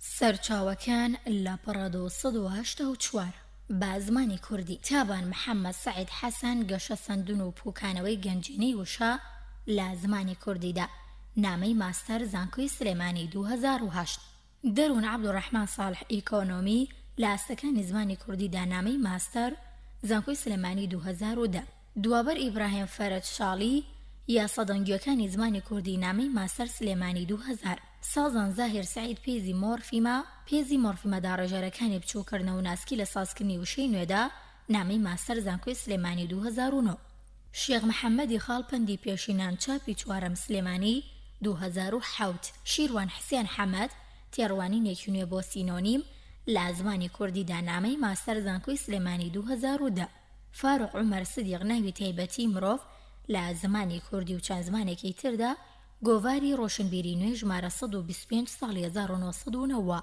محەممەد معروف فەتەح زمانەوانی هەولێر 1990 لە 1985 هەژار هەنبانە بۆرینا چاپی چوارەم تەهران 1384 بە زمانی عەرەبی قورئان الكريم ابن منظور لسان العرب مجلد 11 قەمە ئێران 1405 هجری بە زمانی فارسی جانێت و فەرهەنگ ڕێشەشناسی ئەنگلیسی تەرجومە حەمید کاشانیان چاپاوەل تەهران 1386 حەسەن ڕەدائی باغبەیدی مقدمات زبان سانسکریت جیم 1 تەهران 1384 دکتۆر جەمشید درەخشان و ئیبراهیم ئەولوغن فەرهەنگ فارسی بە تورکی ئیستانبوڵی چاپی دووەم تەبرێز 1366 دکتۆر محسین ئەبوالقاسمی تاریخ مختصر زبان فارسی چاپی چوارەم تەهران 1386 دکتۆر محسین ئەبوالقاسمی ڕاهەنمای زبانهای باستانیێران جەلد دووم تەهران 1384 لە 1286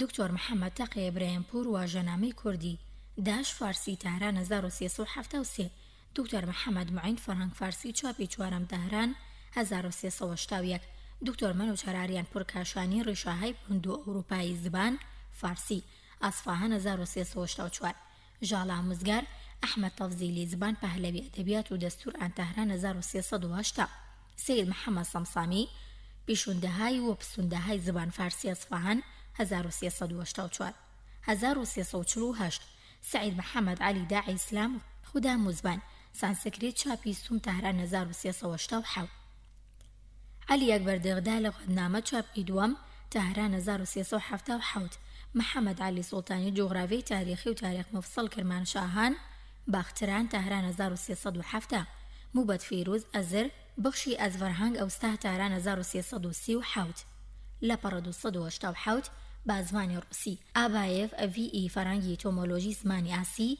بەرگیەکە مۆسکۆ لێنینگراند 1985 ئابرامیان ڕافەرهەنگی پەهلەوی فارسی ئەرمانی ڕۆسی ئینگلیزی یێریڤان 1965 ئارانسکی ئیمیم زمان ئێرانیەکان لەبەر ڕۆشنایی مێژوویدا مۆسکۆ 1979 ئارانسکی ئیمیم زمان ئێرانیەکان مۆسکۆ 1963 ئارنۆڵد ئیڤی لێکسیکۆلۆژی زمان ئینگلیزی مرۆ مۆسکۆ 1959 ئاغامانۆڤا ئۆسین فەرەنگی زاراوی زمانەوانی مۆسکۆ 1966 ئەلیم گەڤۆرۆف و لێڤگی پاریس دەربارەی ناوەڕۆژەڵاتیەکان مۆسکۆ 1971 ئەنسیکلۆپیدیای ئەفسانەی نەتەوەکانی گیان بەرگی دووەم مۆسکۆ 1982 بارۆ سانسکریت وەرگێڕانی لە ئینگلیزی و بۆ ڕۆسی لارنیۆنون مۆسکۆ 1976 باکایف چجو فەرهەنگی کوردی ڕووسی مۆسکۆ 1957 لە 1970 بەرانیکۆڤالی سەرەتایەک لە زمانوانی سەرەتا 1973 بوداگۆف ڕائە سەرەتایەک لە زانست دەربارەی وشە مۆسکۆ 1958 بولاغۆفسکی لە ئا سەرەتایەک لە زمانەوانی بەرگی دووەم مۆسکۆ 1953 دسەبۆڵۆف ڕائەلام لێکۆڵینەوە لە فۆنەتێکی مێژووی زمانی کوردی مۆسکۆ پاغالینەتانون زمانەکانی پامیر مۆسکۆ 1969 پیرێکۆ لا ئەم فەرەنگی تاڵیشی ڕووسی مۆسکۆ 1976 دزۆریان کۆڤ ئانون زمانی پوشتوو مۆسکۆ 1960 دڤەریان کۆڤ نون ئا زمانی پۆشتوو مۆسکۆ 1960 دیمشیتس زەمیم زمانی ئۆردو مۆسکۆ 1962 ڕۆزینتاڵ دی و تلینەکۆڤا میم ئا فەرهەنگ ڕابەری زاراوە زمانوانیەکان مۆسکۆ 1973 ڕاستەرگیۆڤا ڤاسین زمانوانی ئێرانی دەرباری ئەگلوتناتیڤ لە زمان ئێرانیەکاندا مۆسکۆ 1976 ڕاستەرگیۆڤا ڤاسین زمانی فارسی لە ناوەڕاست زمانی فارسی ناوڕاست مۆسکۆ 1966 ڕۆفۆرماتسکی ئا سەرەتایەک لە زمانەوانی چاپی چوارەم مۆسکۆ 1967 لە پەڕە 289 زمانی لاتینی بەسەر پەرشتی یارخۆ VE لەگەڵ لەبۆدی VE چاپی دووەم مۆسکۆ 1969 زودین بە فەرهەنگی کورتکراوی ئەفغانی ڕۆسی مۆسکۆ 1950 ستیپانۆڤیوس بەناغی زمانوانی گشتی چاپی دووەم مۆسکۆ 1975 سیڤۆرتیان ئێڤ فەرهەنگی تۆمۆلۆژی زمانە تورکیەکان مۆسکۆ 1974 شۆر ڕائۆ لەگەڵ چیمەدانۆڤ نووسین سەرەتایەک لە زمانوانی مۆسکۆ 1945 شانسکی نونمیم ئیڤانۆڤ ڤ شانسکیاتا ڤ کورتکراوی فەرهەنگی ئیتۆمۆلۆژی زمانی ڕۆسی مۆسکۆ 1975 گەڵۆڤین بە نون سەرەتایەک لە زمانوانی مۆسکۆ 1973 گرینوبێرگ لامۆستە بێلین کامنیسکی ئیمیم زمانوانی زمانی واخانی مۆسکۆ 1976 گەردسنبێگ لامگاف ستراکچەری مۆرفۆلۆژی وشە لە زمانی هندو ئەوروپای یەکۆنەکاندا مۆسکۆ 1972 ڤینۆگرادۆڤ ڤ زمانی ڕۆسی مۆسکۆ 1947 لە پەڕە 290 فاروق عومەر سەدیق وشەسازی لە زمانی ئەدەبی کوردی عێراقدا نامەی دکتۆرا مۆسکۆ 1977 فرۆلۆڤا زمانی بەلوچی مۆسکۆ 1960 فەرهەنگی فارسی پرۆسی بتصحیح و اهتمام یوری روبنچیک دردو جلد مسکۆ 1970 ڤیگیرۆڤسکی ئا سەرەتایەک لە زمانوانی گشتی مۆسکۆ 1969 کاتینینا تا زمانی هندی 1960 کەلۆنتارۆڤ یائی فەرهەنگی تاجیکی ڕووسی مۆسکۆ 1955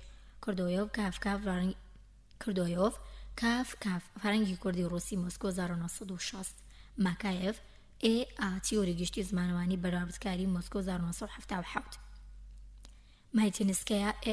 مایتینسکەیە کاف جێناو لە زمانە سیستێم جیاوازەکاندا مۆسکۆ 1969 مەگازینیک دا ئاو میغایلۆڤ میمسین فەرهەنگی ڕووسی تورکی مۆسکۆ 1946 میشکۆڤ ئۆدو وشەسازی زمانی ئینگلیزی ئەمڕۆ مۆسکۆ 1976 میلەر باڤ فەرهەنگ فارسی بڕۆسی مۆسکۆ 1950 لە پەڕە 291 نادلیایف ڤامیم ناسیۆلۆڤ دیممیم دامیم تینیشیڤ ئێرا شێرباک ئامیم فەرهەنگی تورکی کۆن لێنینگراند 1969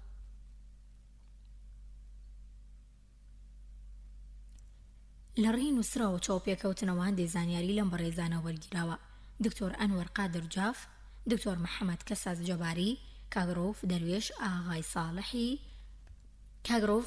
کاگرۆفی دەروێش ئاغای ساڵح ئاغای زەنگەنە لیستەی وشانەی لەم کتێبەدا 50 بۆ ئێتیمۆلۆژیان ڕاکێشراوە لە پەڕە 292 لەم کتێبەدا جگە لە ئیتۆمۆلۆژی وشەی مرۆڤ و پیا و ژن و مەناڵ و کوڕ و کچ و باوک و دایک و برا و خوشک لە ڕێگەیمانەوە ئاماژە بە ئیتۆمۆلۆژی ئەموشانەش کراوە ئاچوخ 58 ئاگا 280 ئافرەت 128 171 172 ئاو 244 بۆ سارد 35 36 با 144 باجی 282 283 باران 144 186 بایجان ناوی گوند لە بازیان 59 بابا 162 177 180 183 197 198 بەراز 32 144 145 بارسیلا 36 بەچکە 176 182 183 198 بەهشت 63 برادر 262 266 267 بچکۆل 182 183 بچکۆلە 182 183 بچووک 182 بیر 134 88 136 137 138 141 143 146 147 148 149 بێش بۆ نمونە دەبێژم گۆرانی بێش 232 بێچوو 182 پۆشین 122 پابوچ 122 پەڕۆ 34 35 پەروەردە 122 پەنا 122 پەیڕەوی 122 پلێک 270 240 لاپەڕە 294 پور 122 240 241 259 پیارە لە وشەی باو پیارە زەرباب 115 253 پێڵ 122 جانە لە وشەی جانەوەر یا جوڕ و جانەوەر 59 162 163 165 166 جوزەلە 47 خەرسەک 47 دادا 252 260 261 دژوار 63 دڵ 63 114 دۆزەخ 63 دۆست 63 114 212 دەرگا 229 دوشمن 136 دوێت دۆت نەوە 218 222 261 ژیان 158 160 162 165 169 171 184 ژین 158 162 168 169 171 215 ڕۆژ 231 ڕوو 63 ڕێ 63 ڕێوی 33 280 ڕێژ ڕێگەڕشتن 231 ڕەوان 163 164 زاوا 63 90 113 زۆڵ 175 184 185 زارۆ زارۆڵە زاوڵە 175 176 184 197 زان 77 158 159 160 169 170 171 زەردەواڵە 46 ساوا 181 182 197 ستران 274 275 276 سپاردن 122 سوور 63 سیس 177 181 197 شادومان 136 شیرین 47 ئەمە لە لاپەڕە 295 دا بوو. لاپەڕە 296 شەو 244 چرچ 181 چیا 230 گیان جان 59 158 162 163 164 165 166 گورک 63 فرزند 170 214 فێربوون فێرکردن فێرکار 148 149 قۆڕ 59 قۆریا بەشی ئەو بەریکەرکوب 59 قات نەوەم 58 قاچ 58 59 قاچ و قول 58 قاوش 58 قوت قولەپێ 59 کەنی 224 234 235 کەنیزەک 225 226 229 234 236 لاپەڕە 297 کەنیشک 218 234 235 کەنیلە 218 234 235 کرمەک 46 کەناچە 218 235 236 کورک کڕکەوتن 229 کیش 217 218 237 کیسەڵ 46 لوتکە 230 مات و مەلول 87 285 مار 74 ماشینەوە 100 ماڵ 78 مامر 97 مان بیرکردنەوە تیادامان 136 متکردن 88 مت 88 240 241 259 مەتی 241 259 298 مرد 106 107 108 109 111 مەرێک 78 مەمە 259 مەژ ڕێگی مەژین 231 مراوی 37 مریشک 96 مشک 98 من جێناوی من 29 136 موش هەڵمات 98 بۆ 100 موشێن یاری هەڵماتێن بە هەڵماتی بەرد 100 مۆرانە 97 مێر 78 104 135 مێرد 78 107 109 111 میلەت 72 میێوەش 232 نار هەینار بۆژن 128 نێر 124 125 128 132 لاپەڕە 299 نەوە کەمە بەسی وەچەیە واتە نەوەت هۆگر 132 هەنازە 179 136 هونەر 131 هێواش 58 هۆشتر 212 وێر لە وێران بوێر 139 141 146 148 149 یاسا 58 یاقوت 58 مخلص لاپەڕە 300 بهدف البحث العلمي من المناحي الصوتية والمفرداتية والدلالية والصرفية والإيتيمولوجية في اللغة الكردية على واحدة رئيسية اللغة التي هي الكلمة ومن أجل الكشف عنها الكلمة وإدراك معالمها فهمها وتوضيح الكيفية نشأة الفكر والمفهوم وكيفية معالجتها في فهم، ثم تبلورها، ثم التعبير عنها فيما بعد بالكلمة في اللغة العامة وفي اللغة الكردية خصوصا، بغي الوصول إلى تبيان حقيقة الحدوث تلك التغييرات التي تراءت على الكلمة منذ ولادتها، وإلقاء الضوء على جميع المراحل والأشواط متنوعة لتطوير كلمة، وإزدادها أشواط المتنوعة لتطوير الكلمة وازدهارها ونموها وصراعها المرير من أجل الإمكان نفسها وإثباتها في معجم، ومن ثم عرضت تلك العوامل التي تشهد ودور البارزة من تلك الوجوه للعرض والسعي والكفاح لإثبات وتعيين العديد من الحقائق اللغوية وغير اللغوية وإنقاذها من يد الفناء الزوال.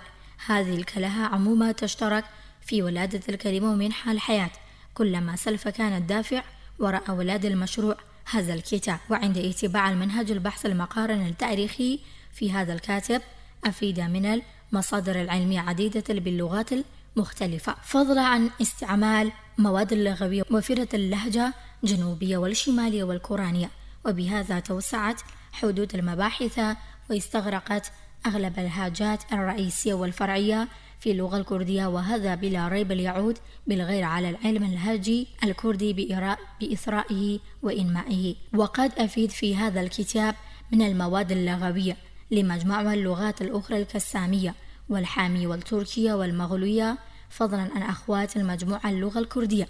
وبهذا الخطوة أصبحت مجال المباحث الأكثر عرضا واتساعا، وأصبحت النتائج المتعددة الجوانب وأكثر خصبة في وقتنا الحاضر وفي مستقبل ليس فقط الأكثر نفعا اللغة الكردية، وإنما بإمكانه أن يصبح مصدرا وأساسا وتمهيدا وخصبة والنماء للأعمال اللغوية مقارنة في المجموعة اللغات الهندو أوروبية الجديدة والمجموعات الأخرى.